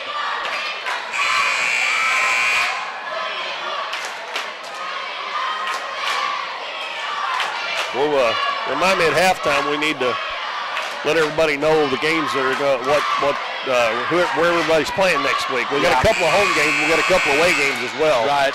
Epps and I talked a little bit about it in that interview that we had, talking about the big ones that he's got coming up, but we didn't discuss any of the boys' games. So, our next game will be Tuesday night, a boys' game against Crothersville. The girls go to East Carter on Monday. And then I think the girls play Greenville here on Thursday, and the boys go to Naylor, I believe, on Friday. Hargraves out front. Lilly, three-pointer. It's good. He had a pretty good game in the JV game, but I don't think he had many more points than he's gotten this one in about less than 2 minutes. 17-14. It's Rawlings, Burton, Barton, Jones. Jones for 3. It's no good. And that's a couple Emmett's shot, and he's usually driving that ball to the hole. I'd rather see him take it to the hole. And Max Owen out there as well. The Twin Rivers with a 3-point lead. Lewis over to Hargraves. Now Lilly again, he missed that one. Long rebound comes out, and the ball's loose on the floor. And the Dons can't come away with it. That looked like just like the JV game. Every loose ball so far Twin Rivers has come up with. I noticed Twin Rivers went to the floor and the Dons didn't. That got to be willing to sacrifice a little bit. Lilly into the paint, up and under, no good. And Rawlings with the rebound.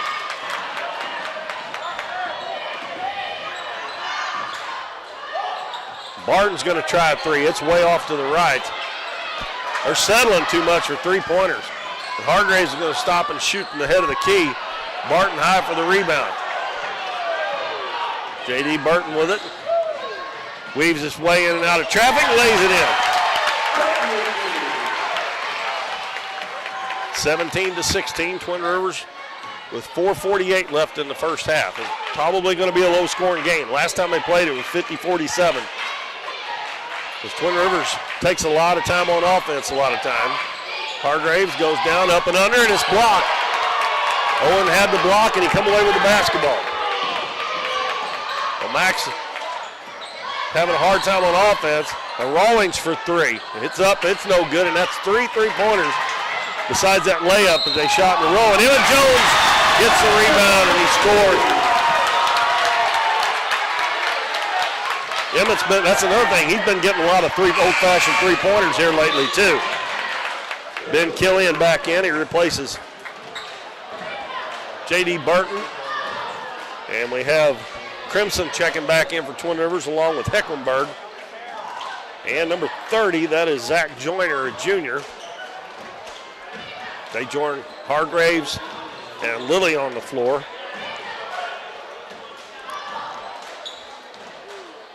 And Jones just got his first 2 points. And the free throw, no good. And Max Owen got pushed. Oh, they called.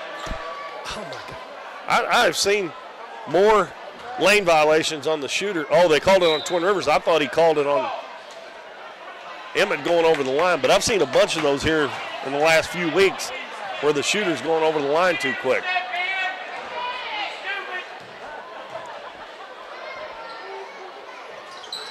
So he gets another one and he makes it. Gives the Dons a 19-17 lead. Luke Emmons, Sean Gazaway, and Ben Killian check in. And Max Owen and Cam Barton are on the floor. Hecklenburg hands it to Crimson. He gets the screen. Bounces it over to Lilly. Lilly to Hargraves on the left wing. Head of the key to Joyner. Joyner hands it to Hecklenburg. Lilly takes it down back to Hecklenburg on the right wing. Don's getting with it on defense a little bit. And now a nice drive by Hargraves. The Dons are not helping out real good there. Max finally gets an opening. He missed it. And the ball saved in bounds. Oh, goodness. And we're going to have a wide open layup by Crimson, and he lays it in. Every loose ball. Barton is going to be fouled. That's Lilly's foul. And that is team foul number 4. That's 2 on Bo Lilly. And he checks out. And Luke Hester checks back in for the Royals. Ben Killian will throw it in. Don's had a short-lived 19-17 lead. Inbounds pass. Max Owen going to take it into the paint. Shot put up no good, and he kind of shot a wild shot. Crimson leaks out, goes down, puts it up and in.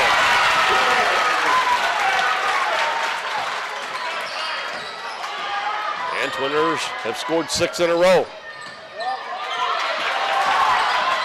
And they're letting him play. Oh, he got fouled all over the place there. Max has a look at that one. He missed it. And Luke Emmons with a rebound, left-handed shot up and in. Well, that jumping ability of Luke, that's his biggest tool for sure. He doesn't get a lot of playing time, but he always plays hard when he's in. He plays hard and goes up and gets rebounds like that. Hargraves with the basketball, hands it to Hester. Hester guarded by Gazway. And they call that on the defense. The offense can get away with that, but the defense can't. First foul on Gazaway, 4th team foul. Gazaway checks out, and Burton comes back in. Hecklenburg dribbles to the baseline. Gives it to Crimson. He dribbles to the baseline. He's tied up down there, and they're going to say he stepped on the out-of-bounds line. Dons will get it back. They trail 23-21. 2 minutes and 5 seconds left in the first half. J.D. Burton walks it up. Twin Rivers set up in a 1-3-1 zone now. They're not guarding Max man-to-man. He got knocked down over there. Burton dribbles in, kicks it out to Killian. Killian backs it out. Over to J.D. Burton.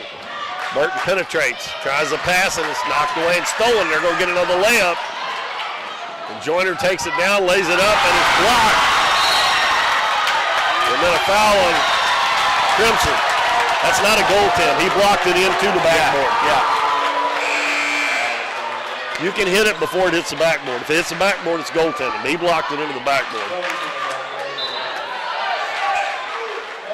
Nice job by Luke Emmons. He checks out, and Isaac Rawlings comes back in. Brett Robards in for Twin Rivers. Also number 4, Jake Hester back in.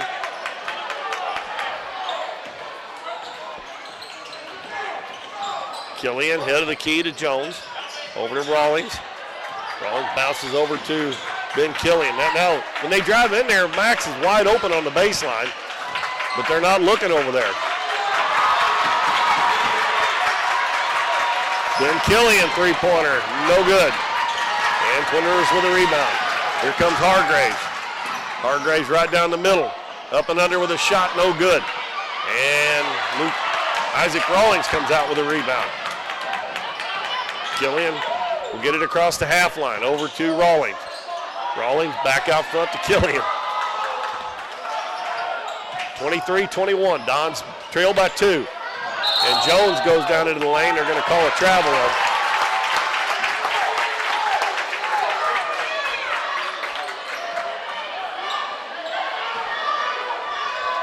.43 seconds left. Don's going to go back into that 1-2-2 trap. Hester takes it to the left wing. And we're going to have a foul on Ben Killian. It's going to be 2 on Ben. He's the first one for the Dons with 2. Still no bonus. Both teams have 5. 28.7 left. Inbounds to Hargraves in the corner. Three-pointer. Air ball way overshot. And that was by Robards. And Jones is going to take it down, put it up. We're going to have a foul probably on the floor. That was on Jake Hester. 19.6 seconds left first half. Dons trail 23-21. Max Owen to inbound it. Gets it in to Rawlings. Out front. Now over to Owen. Owen has it knocked away. Killian comes away with it. Now Rawlings has it. Down to 6 seconds. Got to do something with it.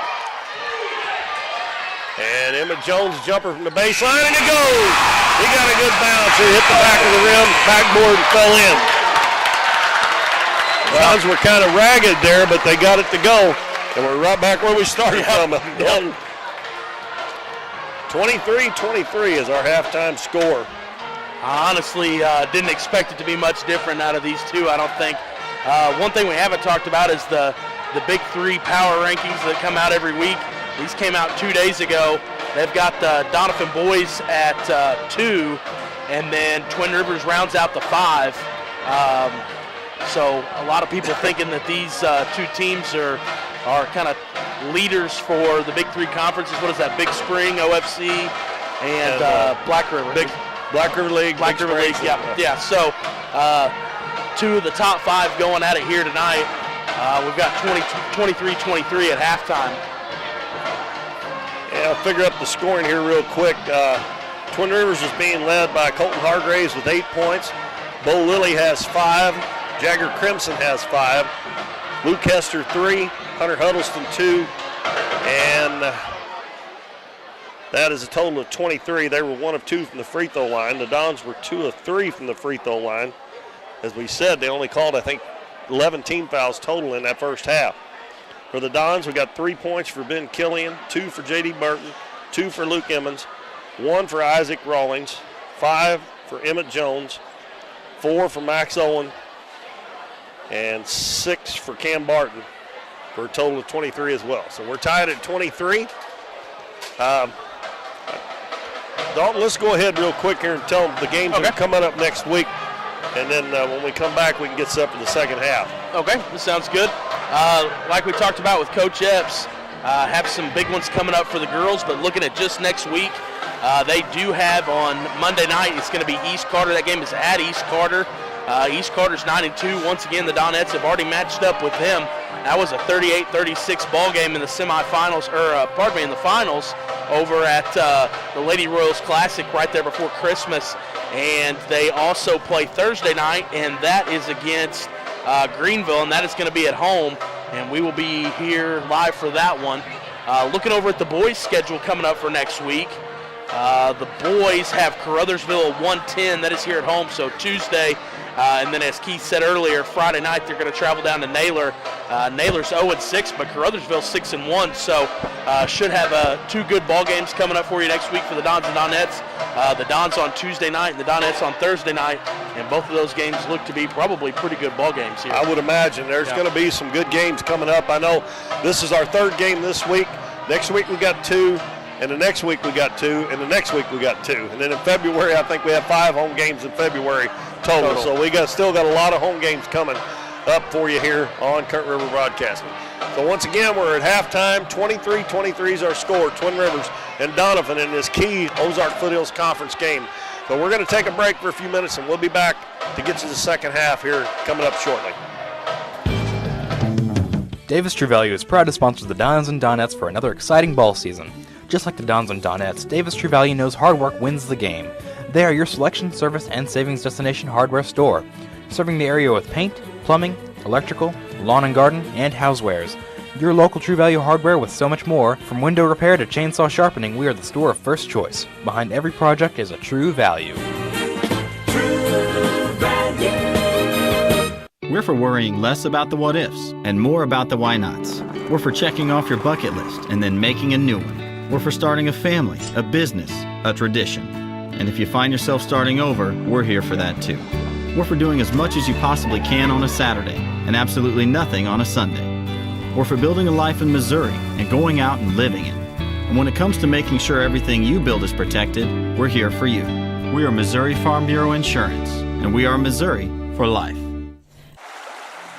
Through the years, it's taken all of us to make our community great.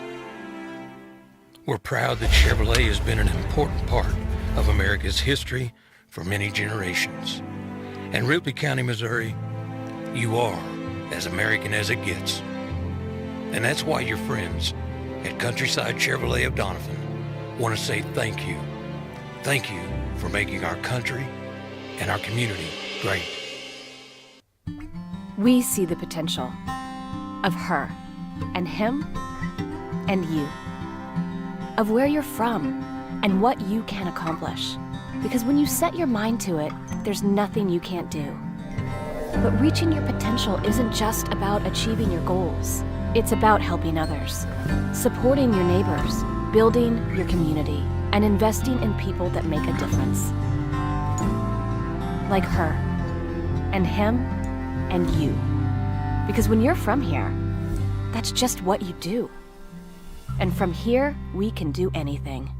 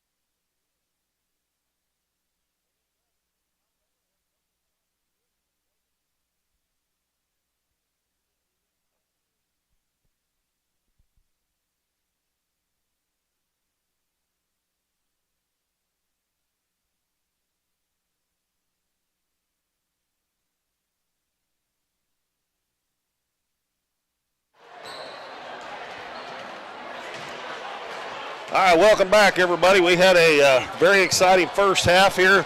Not a lot of scoring going on, but we are tied, so we're right back where we started from at the start of the game. So I started to say 16 minutes is going to decide this game, but as close as it is, that may not do it. You never know. We may go to overtime.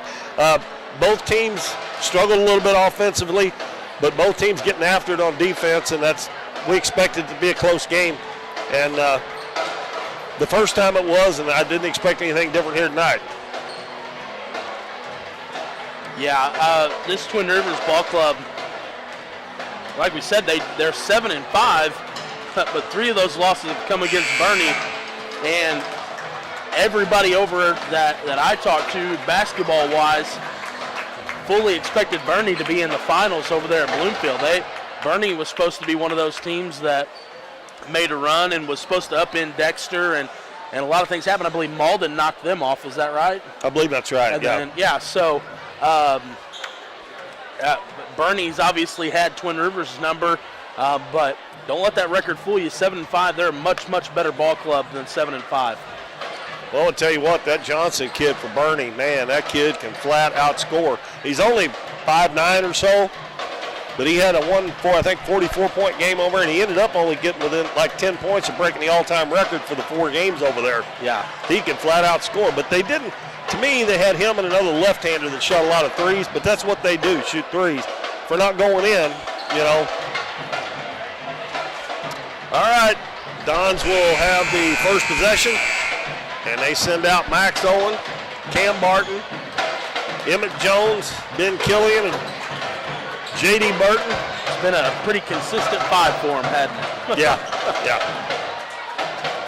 It'll be Crimson, Hecklenberg, Hester, Huddleston, and Hargraves for the Royals. And they'll start out man-to-man. 23-23 is our score. Killian, handoff to Max Owen. They're trying to get Max going, and he traveled. Oh, they called a foul. But they did that, called that, again, that arm out there. Who'd they call that on? Number 10? 10, yeah. Hecklenberg. I thought Max should have shot that. Inbounds comes into Killian. All the Twin Rivers people, including the coach, wanted to walk on Killian. Killian took a little floater off the glass, and it's good. Dons get the first bucket here in the third quarter, go up 25-23. Hargraves met by Max Owen.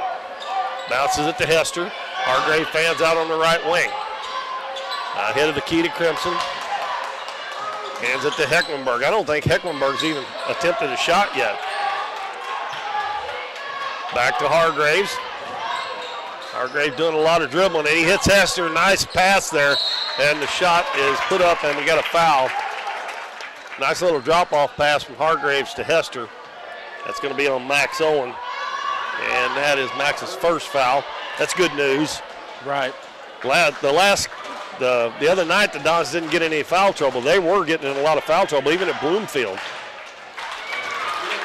Hester makes the first one, and he has 4 points in the game.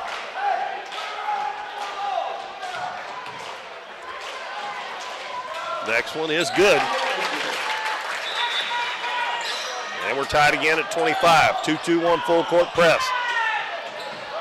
This is where Ben Killian, I thought, over Bloomfield was really good at handling the press. I mean, I thought he'd done a great job. J.D. Burton gets around his man, drops it off to Emmett Jones, puts it up and in, and one coming for Emmett Jones. Good pass by J.D. Burton. Emmett's got 7, and I said earlier he gets a lot of three-point opportunities. That foul was on Luke Hester, his first. Emmett puts the free throw in the air, and it's good. And he has got 8 points to lead the Dons now. And it's a 3-point lead. 28-25. Hester passes it right side to Huddleston. Down on the baseline, Hargraves. Gives into the lane, it's knocked away. Owen knocked it away, picked up by Killian. Gives it to Max Owen. Max drives to the basket, lays it up, and Looked like he slid over in front of that. Yeah, I don't know. I just think these referees, they get off on calling a charge and putting all that, into it. You even see it in college. Man, some of the referees in college, boy, they just really get with it, So that's a second foul on Max. He didn't have any coming into this quarter, but he's got 2 now. Hargraves hands it to Huddleston. And Hargraves tries to go under Barton. Good defense there. And Max Owen comes up with a rebound. He's going to take it down. Out in the corner, J.B. Burton. Oh, and Max Owen's wide open underneath, and he lays it in. Good find by J.D. Burton. I didn't think he was going to see him there for a minute. And it's a 5-point lead for the Dons. And Hargraves into the paint, missed the shot again. And here comes Cam Barton. He's got Jones on the right side. And they're going to call. What did he call? He called it a carry, but it looked to me like he had his arm grabbed by number 10. Well, if he carried it, he must have had the ball 3/4 around the ball, because they don't call that. And we got Zach Joyner coming in for Twin Rivers. He replaces Hunter Huddleston. Dons up 30-25. 5:40 to go in the third quarter. Crimson gets a screen from Joyner. Dribbles to the baseline. Out to Hester. Hester loses his dribble now. Throws it out front. Oh, Max almost got a steal there. Gives it to Hecklenberg. Back to Hester. That is Jake Hester on number 4. Over to Crimson. Down low, good pick and roll, and Hester's going to get an easy one. Luke Hester with a basket, and it's 30-27. A few times tonight, Dons haven't guarded that pick and roll very good. Emmett Jones with the ball. Over to J.D. Burton. Burton back to Jones. Over to Killian in the corner, Max Owen. Back out front to Killian. Killian dribbles over to the right side. Gives it to Emmett Jones in the corner, Max Owen. Bounces down low. Barton puts it off the glass and in. He used that little bump there with his body just enough to clear it where he can get it up, which he can shoot over the top of any of those guys, but to give him a little more space. Lead back to 5, 32-27. Hester over to Hecklenberg, now to Luke Hester. I keep getting those mixed up. 4 is Jake and 24 is Luke.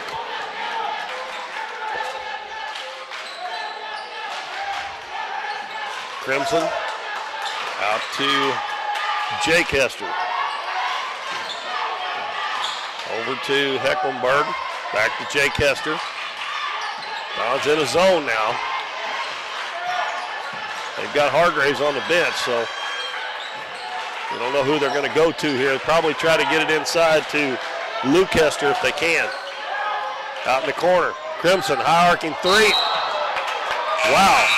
That hit behind the backboard on the pole? Yeah, it hit on the pole behind the backboard. And nobody touched it. Oh, I don't think wow. so. That's way off.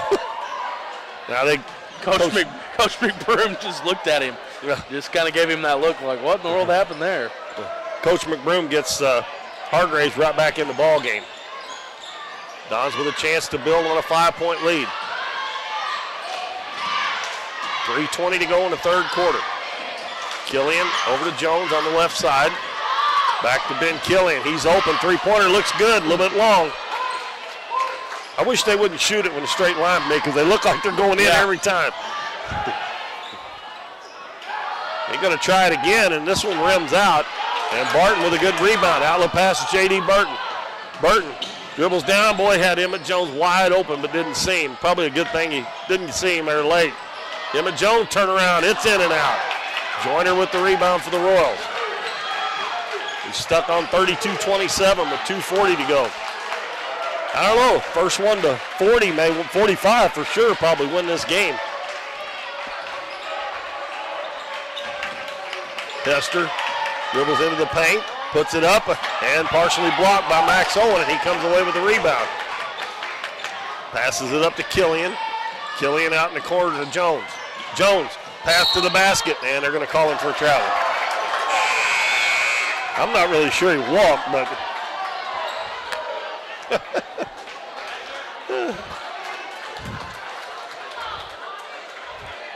there's a few officials around. I won't name anybody. You just can't.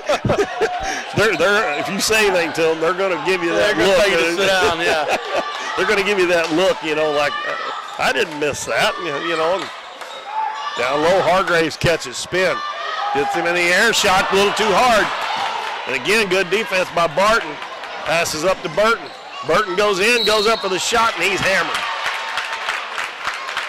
Don's attacking the basket here if they get a chance. Well, I'll say one official just because he's my stepdad and I can get away with it, and that's Bob Morrow. He's that way. I'll throw him under the bus.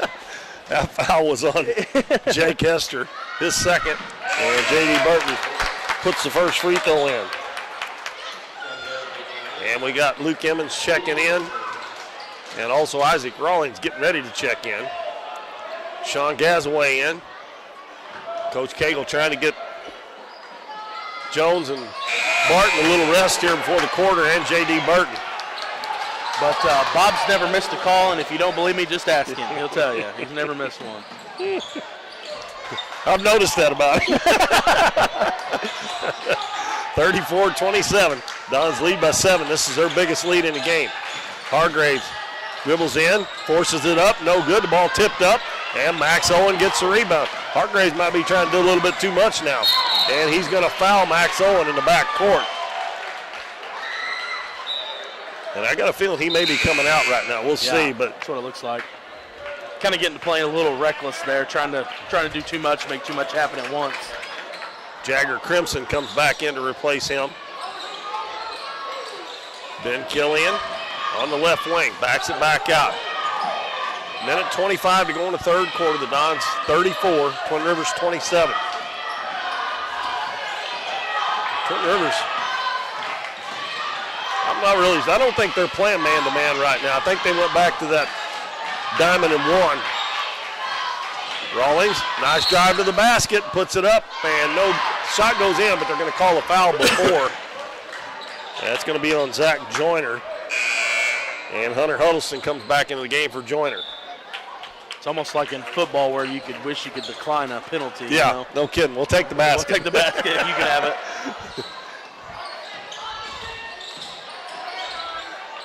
Killian in the corner to Rawlings. Bounces underneath. Emmons, he goes up strong with it, and the shot blocked. And here comes Bo Lilly, who checked in the game during that break with Huddleston. Lilly fires it up right off the bat, and he scores again. He's actually played better in this game, I think, than he did in the JV game. He's got 7 points now, and it's 34-29. The Dons have it with 40 seconds left. Unless they get a layup, we'll see if they go for the last shot here. Nope, Ben Killian's going to shoot a three, and it's good. That's Ben's second, and he's got 8. And now that's the biggest lead, 37-29, 8 points. Crimson looking over to Coach McBroom. Now they may go for the last shot. Crimson gets a screen from Huddleston.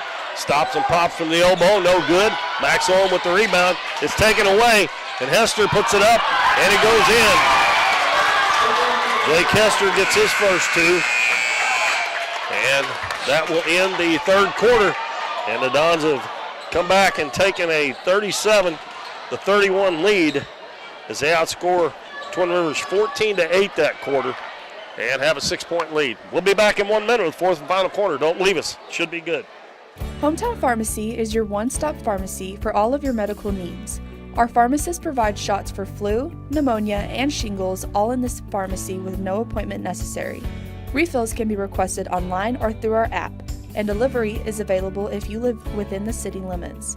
Transferring prescriptions is easy, so come by or give us a call, and our friendly staff will take care of everything. Come experience the difference a hometown pharmacy can make on LaRue Street in Doniphan.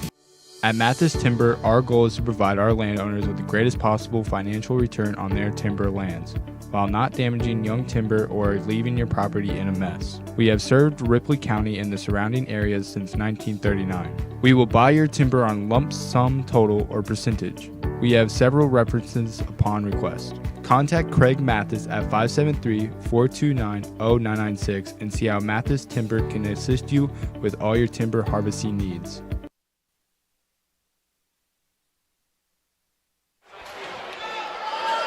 Well, folks, we should have an exciting fourth quarter here. Dons outscored Twin Rivers 14-8 in that quarter. We were tied. They've got a 6-point lead, 37-31. Head to the fourth quarter. It's going to be Twin Rivers' basketball. They have Jake Hester, Crimson, Huddleston, Lilly, and Lewis. Lily's got it in the lane, takes it in, and his shot blocked from behind by Isaac Rawlings. Don's running it out here. Rawlings is going to stop, and he has it knocked away, gets it back. Max Owen, wide open three, hits the front of the rim, no good. The ball tipped out, and Lilly comes away with it. He's going to go down, pass it, and intercepted by Owen. He was definitely out of control. Now Barton back the other way. Going to go down, and reverse layup's no good, and we're going to have a block on Carter Lewis. And when he went to the others, if he'd have stayed on the left side, he'd have got a charge right there. But he sidestepped him and picked up the foul on Lewis. Good move by Cam Barton. And line drive free throw, no good. That one didn't get up high enough to go over the front of the rim. Dons had only missed one free throw before that. This one gets up a little higher and it's good. Barton's got 9 now. Hester into the front court, and we're going to have a foul on Isaac Rawlings.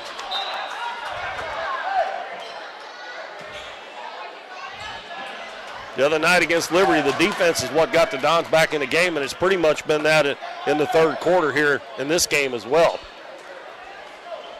And Liberty led almost the whole first half. Well, they did lead the whole first half, I think. Crimson will hand it off to Lilly. Lilly stops in the paint, and Max Owen he had it for a minute and he lost it. And Crimson gets it back. Lilly, three-pointers up, it's short. Hester with a rebound, he dribbles it off his foot, but it's going to be picked up by Crimson. He's going to try another three, and it's good.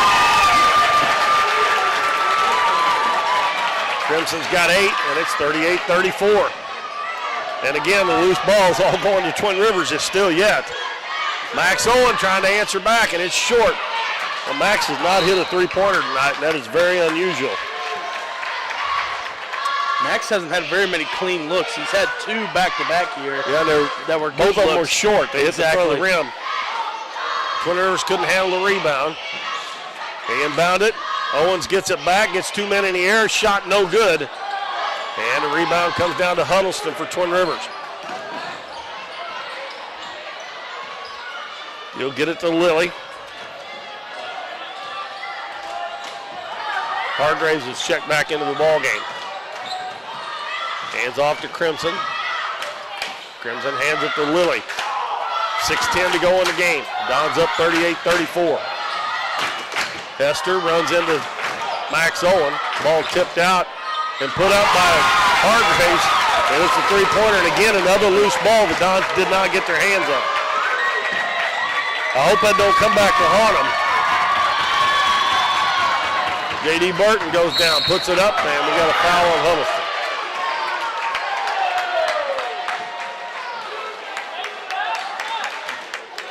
J.D. Burton will have a chance to shoot 3. I'll take all the free ones we can get, but I'm not quite sure what he did wrong there. Yeah, I don't know. He sure didn't think he fouled him. No, I think they thought J.D. was going to go right into him, and that's not what happened. Burton hits the first free throw.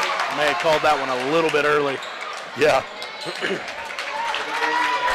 The Dons got to start getting some of these loose balls, or I'm afraid it'll come back to haunt them in the end.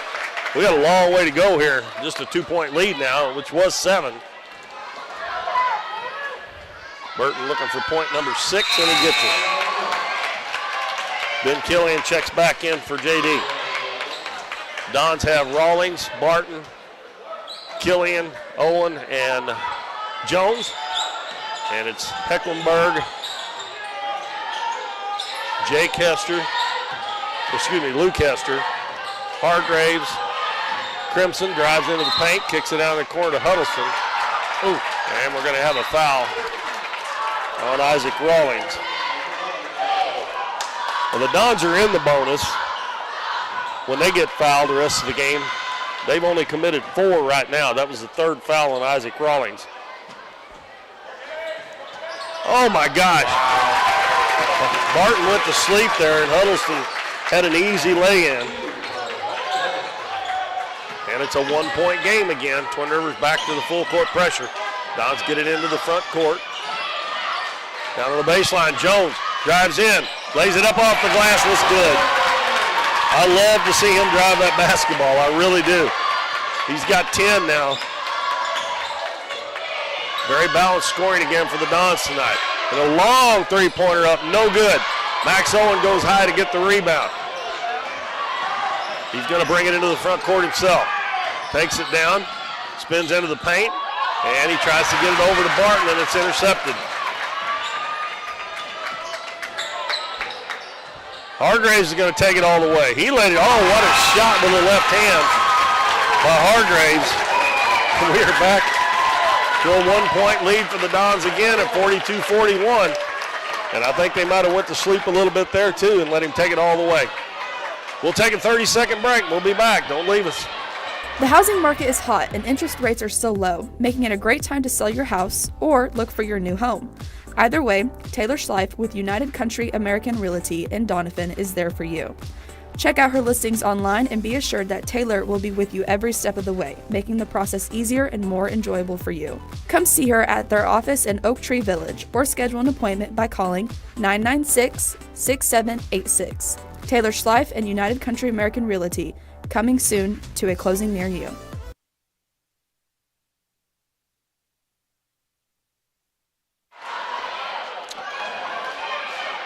Welcome back, everybody. I hope everybody's been with us the whole game. It's been exciting all the way through. Right now, the Dons have a 42-41 lead, and this is a very, very important Ozark Foothills Conference game. The Dons already have 1 loss in the conference, and as we said earlier, this is Twin Rivers' first conference game.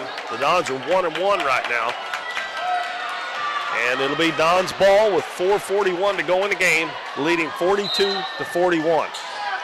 We'll see if I'm right, because I said the first one to 40 might win the game. Then I said 45. The Dons actually got there first, but they're only up by 1 point right now. Twin Rivers hawking the ball, trying to double team, but Burton gets out of it. Gives it left wing, Killian. Bounces down low. Barton going to go in on that left side, lays it up and in. Now Barton with 11. 44-41. Ecklenberg gives it to Hester. Hester's going to drive it to the free throw line. Picks it up there. Over to Huddleston on the right wing. Loses his dribble. Got to get some help. Hargraves comes around behind him, dribbles baseline. Behind-the-back pass. And again it's loose, and Twin Rivers gets it again. And we're going to have a foul on Max Owen. I'm telling you, folks, if Doniphan don't start getting some of those loose balls, because that was a careless pass behind the back by Hargraves, and they could not come up with it after they batted it away. That's Owen's 3rd foul. And again, a wide open layup, but they missed it. Hecklenberg, I think that's his first shot attempt of the night. Dons are going to sleep on those inbounds passes underneath. 3 minutes and 35 seconds left. Twin Rivers is going to have to go to a man-to-man. Hopefully the Dons can get some backdoor layups out of that.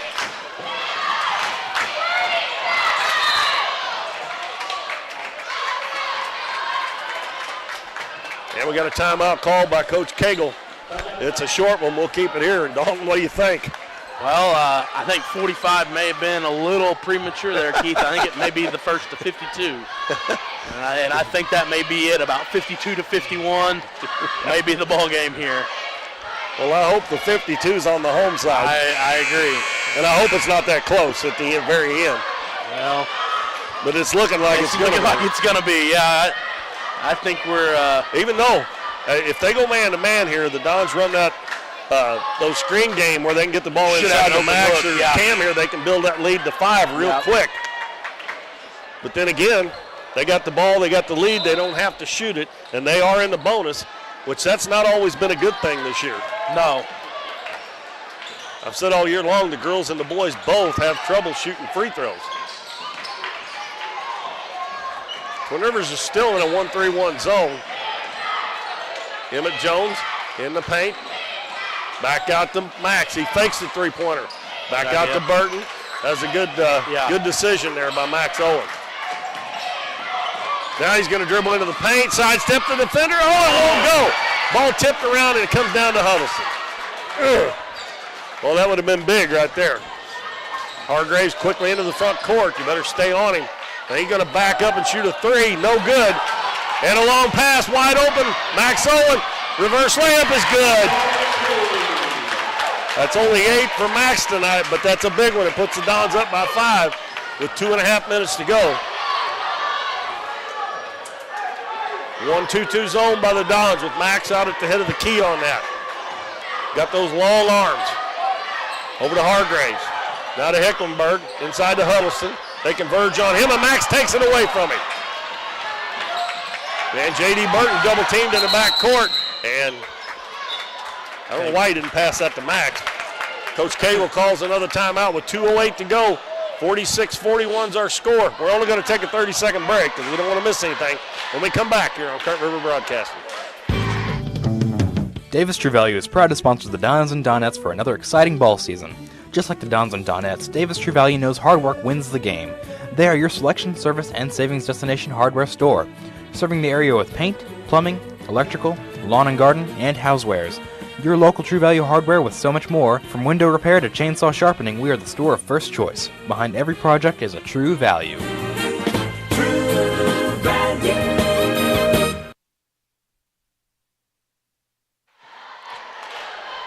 Welcome back, everybody. This is Keith Bowman, Dalton Pennington alongside here, and the Dons have got it up to a 5-point lead, 46-41. They have scored 9 points this quarter. Twin Rivers has scored 10. And they have cut 1 point off that lead. But I think we're right down around 2 minutes. We'll wait till the clock counts down from the timeout and we'll see. 2:08 left in the game, and the Dons have the basketball. I'd really like to see the Dons slow it down, but not play clock game here. Yeah, it's a little too early for that with that 3-point line. Well, and it seemed like that's what we were trying to do earlier, and then Twin Rivers did a good job of coming out, but that's what gave Max the lane to drive there. I think we just play it slow and look for an easy layup or an easy bucket. No 3 balls if we can avoid it. There they go again. They left Ben down there by himself to get it in, and Max had to hurry up and get back to keep from getting a 5-second call. Killian drives, gives it to court. J.D. Burton back out to Killian. Down to 1:55 to go. Killian's got to move or he's going to get a 5-second call. He does in the corner. Max, 3-pointer. It's good! Okay, I take back what I said. Hadn't hit one all night. No. But that was a big one there. The Hargraves quickly to the other end, and Max blocks his shot. Pass down the floor. Killian, left-handed layup. It's good. Ben's got 10. It's a 10, just like that, it's a 10-point lead. Crimson a long 3. It's short. Killian with the rebound, and he's fouled immediately. And that foul is going to be on Jake Hester, and we'll walk to the other end and shoot a 1-and-1. Yeah, I didn't really like that shot, but when it hit the bottom of the net, I was okay with it. Yeah, I agree. That's in ones where they say the coach saw, no, good shot. Yeah. It's like giving a guy a take sign or putting the bunt sign on him and he hits a home run for you. It's hard to believe that there was less than 2 minutes to go in the game before he hit his first 3. Yeah. Ben's free throw is good. Well, there's 52. I meant to say 52-41 earlier. I'm going to backtrack. I made a mistake. That's what I really meant to say. I'll let it go this time. Okay. Next one up, man, it's good. Attaboy. And the lead is 12. After that timeout, it was 5 points. They've scored 7 in a row. Oh, my goodness. And the Dons steal it again. Barton's going to bring it into the front court and hold it. Uh-oh. Ooh. Gets it over to Max Owen. Down low to Barton and tried to thread a needle and it wasn't there. Hecklenberg brings it into the front court. Hester's going to drive into the paint. Spins. Forces it way up. Shot no good. Well, that's offense initiated that. I don't like that call either.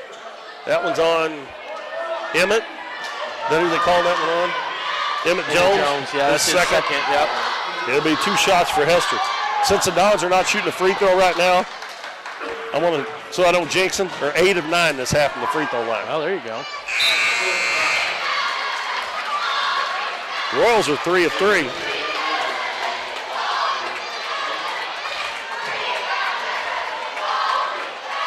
(53-42), 52 seconds left in the ball game. Next one up, and it's good. And we got a timeout called by Coach Cagle. No, McBroom took that. Oh, did he? Yeah. Oh, I thought he was pointing here. Okay, it's a short one. We'll keep it here. And, it was 46-41 when Coach Cagle called that timeout. And they were just about to lose. Well, they probably would have called a foul in the back court when he called that. But since that, the Dons have outscored them 7-2. And temporarily had a 12-point lead there until those 2 free throws by Hester. The Dons have played these kind of games almost every game all year, in the wins and the losses. The only big loss they had was the one against Greenville here at home. Dons will inbound it. Emmett Jones gets it into Burton in the corner. He's got to get rid of it, and he throws it away. Well, it's batted out of bounds. Don't throw the ball in that corner, fellas.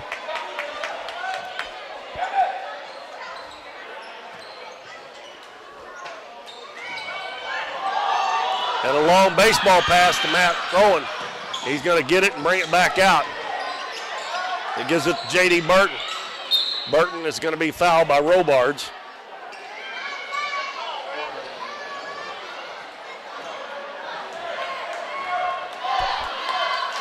Well, I should tell you the scoring at the end of this game. You're talking about balanced scoring. The Dons have had it tonight. You'll see. And they did the same thing against Liberty the other night. Another made free throw for J.D. Burton.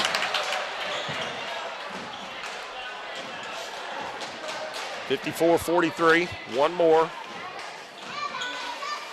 And that one hits the front of the rim and calls over and falls in. That shooter's touch for J.D. Burton there. 40 seconds, pass up the floor. And tipped by Jones, but Robards gets it. Now Hester's going to fire up a 3. Missed it badly. And the Dons going to get it down the floor. Max Owen's going to go down, lay it up in the left hand. It won't go. Emma Jones there to get the rebound, and he is hammered by Robards. And I didn't know if Max was going to shoot it or not, and Emmett probably didn't either, but he done a really good job of following that up.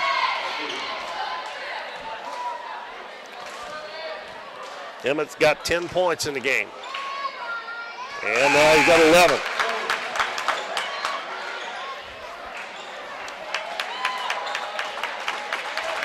And we got a bunch of subs coming in for Twin Rivers. And Coach Cagle will do the same thing. He's going to bring Lane Allen in for Max Owen.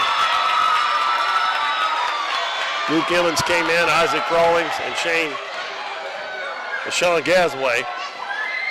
And Emmett misses the second one. And Emmett's going to go to the bench, and Corey Haygood come in. 23.6 seconds to go. Dons up by 13, so they're going to pull this one out. The other night they outscored Liberty by 45-22 in the second half, and tonight they've outscored Twin Rivers by 13 so far. And that's going to be our final score, I do believe, 56-43. A good win for the Dons here. And they played really well again in the second half. Right. And one of the stats that Matt gave me for the game is in the fourth quarter, they're shooting like 62, of all the games this year, like 62% from the field in the fourth quarter. Well, and it showed against Liberty the other night, it showed tonight as well. Well, when you've played in 12 single-digit games now, if I'm picking a good time to be hitting, it's going to be the fourth quarter. And, one thing while you're tallying those up, this wasn't a 13-point game tonight. No. And talking to Coach Epps, he hates losing, and there's sometimes there's just hard things to take away from a loss. But when you look at this game, or when Twin Rivers goes back to look at this game, this was not a 13-point ball game. It just kind of ran away from him in the last minute and a half, 2 minutes there. Well, I guess 2:08 was what was left on the clock when that really got away. But I think an overall great ball game. And this is just the Dons now move to 11-3, and this is just now the third ball game that's been decided by more than single digits. So that's pretty impressive as well. Played 14 games, and they're having to gut out a lot of single-digit games to get these wins. But this one they ended up extending it in the fourth quarter. Okay, well, look at the scoring now for Twin Rivers. Their leading scorer was Colton Hargraves with 13. Luke Hester had 9. Jagger Chrisman 8. 7 for Bo Lilly. 4 points for Hunter Huddleston and 2 for Jake Hester. And they were 5 of 6 from the free throw line. Now here you go. Dons had 4 players in double figures and had another one with 8. The leading scorer in this game for the Dons was Ben Killian with 12. They scored 56 points. The leading scorer had 12. Then we had Emmett Jones, Max Owen, and Cam Barton all with 11 apiece. And then J.D. Burton had 8, Luke Emmons 2, and Isaac Rawlings 1. And I'm going to badmouth their free throw shooting every game if they shot like they shot tonight. Right. 13 out of 16 from the free throw line. Nothing wrong with that. And they made some at the end when Twin Rivers started fouling, and those win you ball games when you do that. Yeah. So they win it, what was the final? 56-43. Yep. Forgot to write it down. And they did outscore Twin Rivers in the second half 33-20 because they were tied and they won by 13. And the same thing the other night, they outscored Liberty 45-22 in the second half. Right. So a really good win for the Dons. And you almost got a feel for Twin Rivers because they was in the game the whole game, And those guys, if they have to play again, it's going to be the same way again, Right. Right. And they could play each other in the Ozark Foothills Conference Tournament again. Correct. They've already played twice and could play them again. But the Dons do get out of here with the win, 56-43. And remember, Monday night, the Donettes travel to East Carter, and that's going to be a big conference game for them as well, on the road at East Carter. Dalton and I will be back here Tuesday night as the boys will play Caruthersville. We should be on the air a little before 6 o'clock on Tuesday. And then Thursday, the girls at home, another Ozark Foothills Conference game against Greenville. And then Friday, the boys go to Naylor for an Ozark Foothills Conference game. So that's what's on tap for next week. One girls game, one boys game. Boys on Tuesday, girls on Thursday. But they both have 2 games next week. So, you got any last thoughts on that? I don't. I feel like, you talked about the balanced scoring approach. I kind of talked a little bit before the game when we didn't have our headsets on about, going over to Bloomfield and Emmett and Ben really getting involved in the game. And those first couple games, it was kind of the Max and Cam show. And the Dons have kind of figured out a recipe for success, and that's get everybody some touches, move the ball around, and see if you can't wreak some havoc just by giving a bunch of different weapons opportunities to score. And I think that paid out for them tonight. What'd you say, 4 in double digits and 1 right there knocking on the door at 8. So all 5 guys relatively close. It wasn't anybody's game. I feel like they all did a pretty good job rebounding, pretty good job passing the ball. So great team wins, and those are fun to watch because then, it doesn't rely on Max getting hot and hitting threes from the corner. It doesn't rely on, Cam having to have 20 points and 15 rebounds. It's a good team effort. They started the game with that diamond and 1 on Max, and he didn't get going for a while. And the other guys picked it up. They had to, and they did. So that should bode well the rest of the season, knowing that those guys can score some points when things are not going good for maybe one of their main scorers. So that's exactly right. Great win for the Dons, 56-43 over the Royals. So that's going to do it for us tonight. For Dalton Pennington, this is Keith Bowman. We'll be back with you Tuesday night about 6 o'clock, the Dons and the Caruthersville Tigers. Good night, everybody.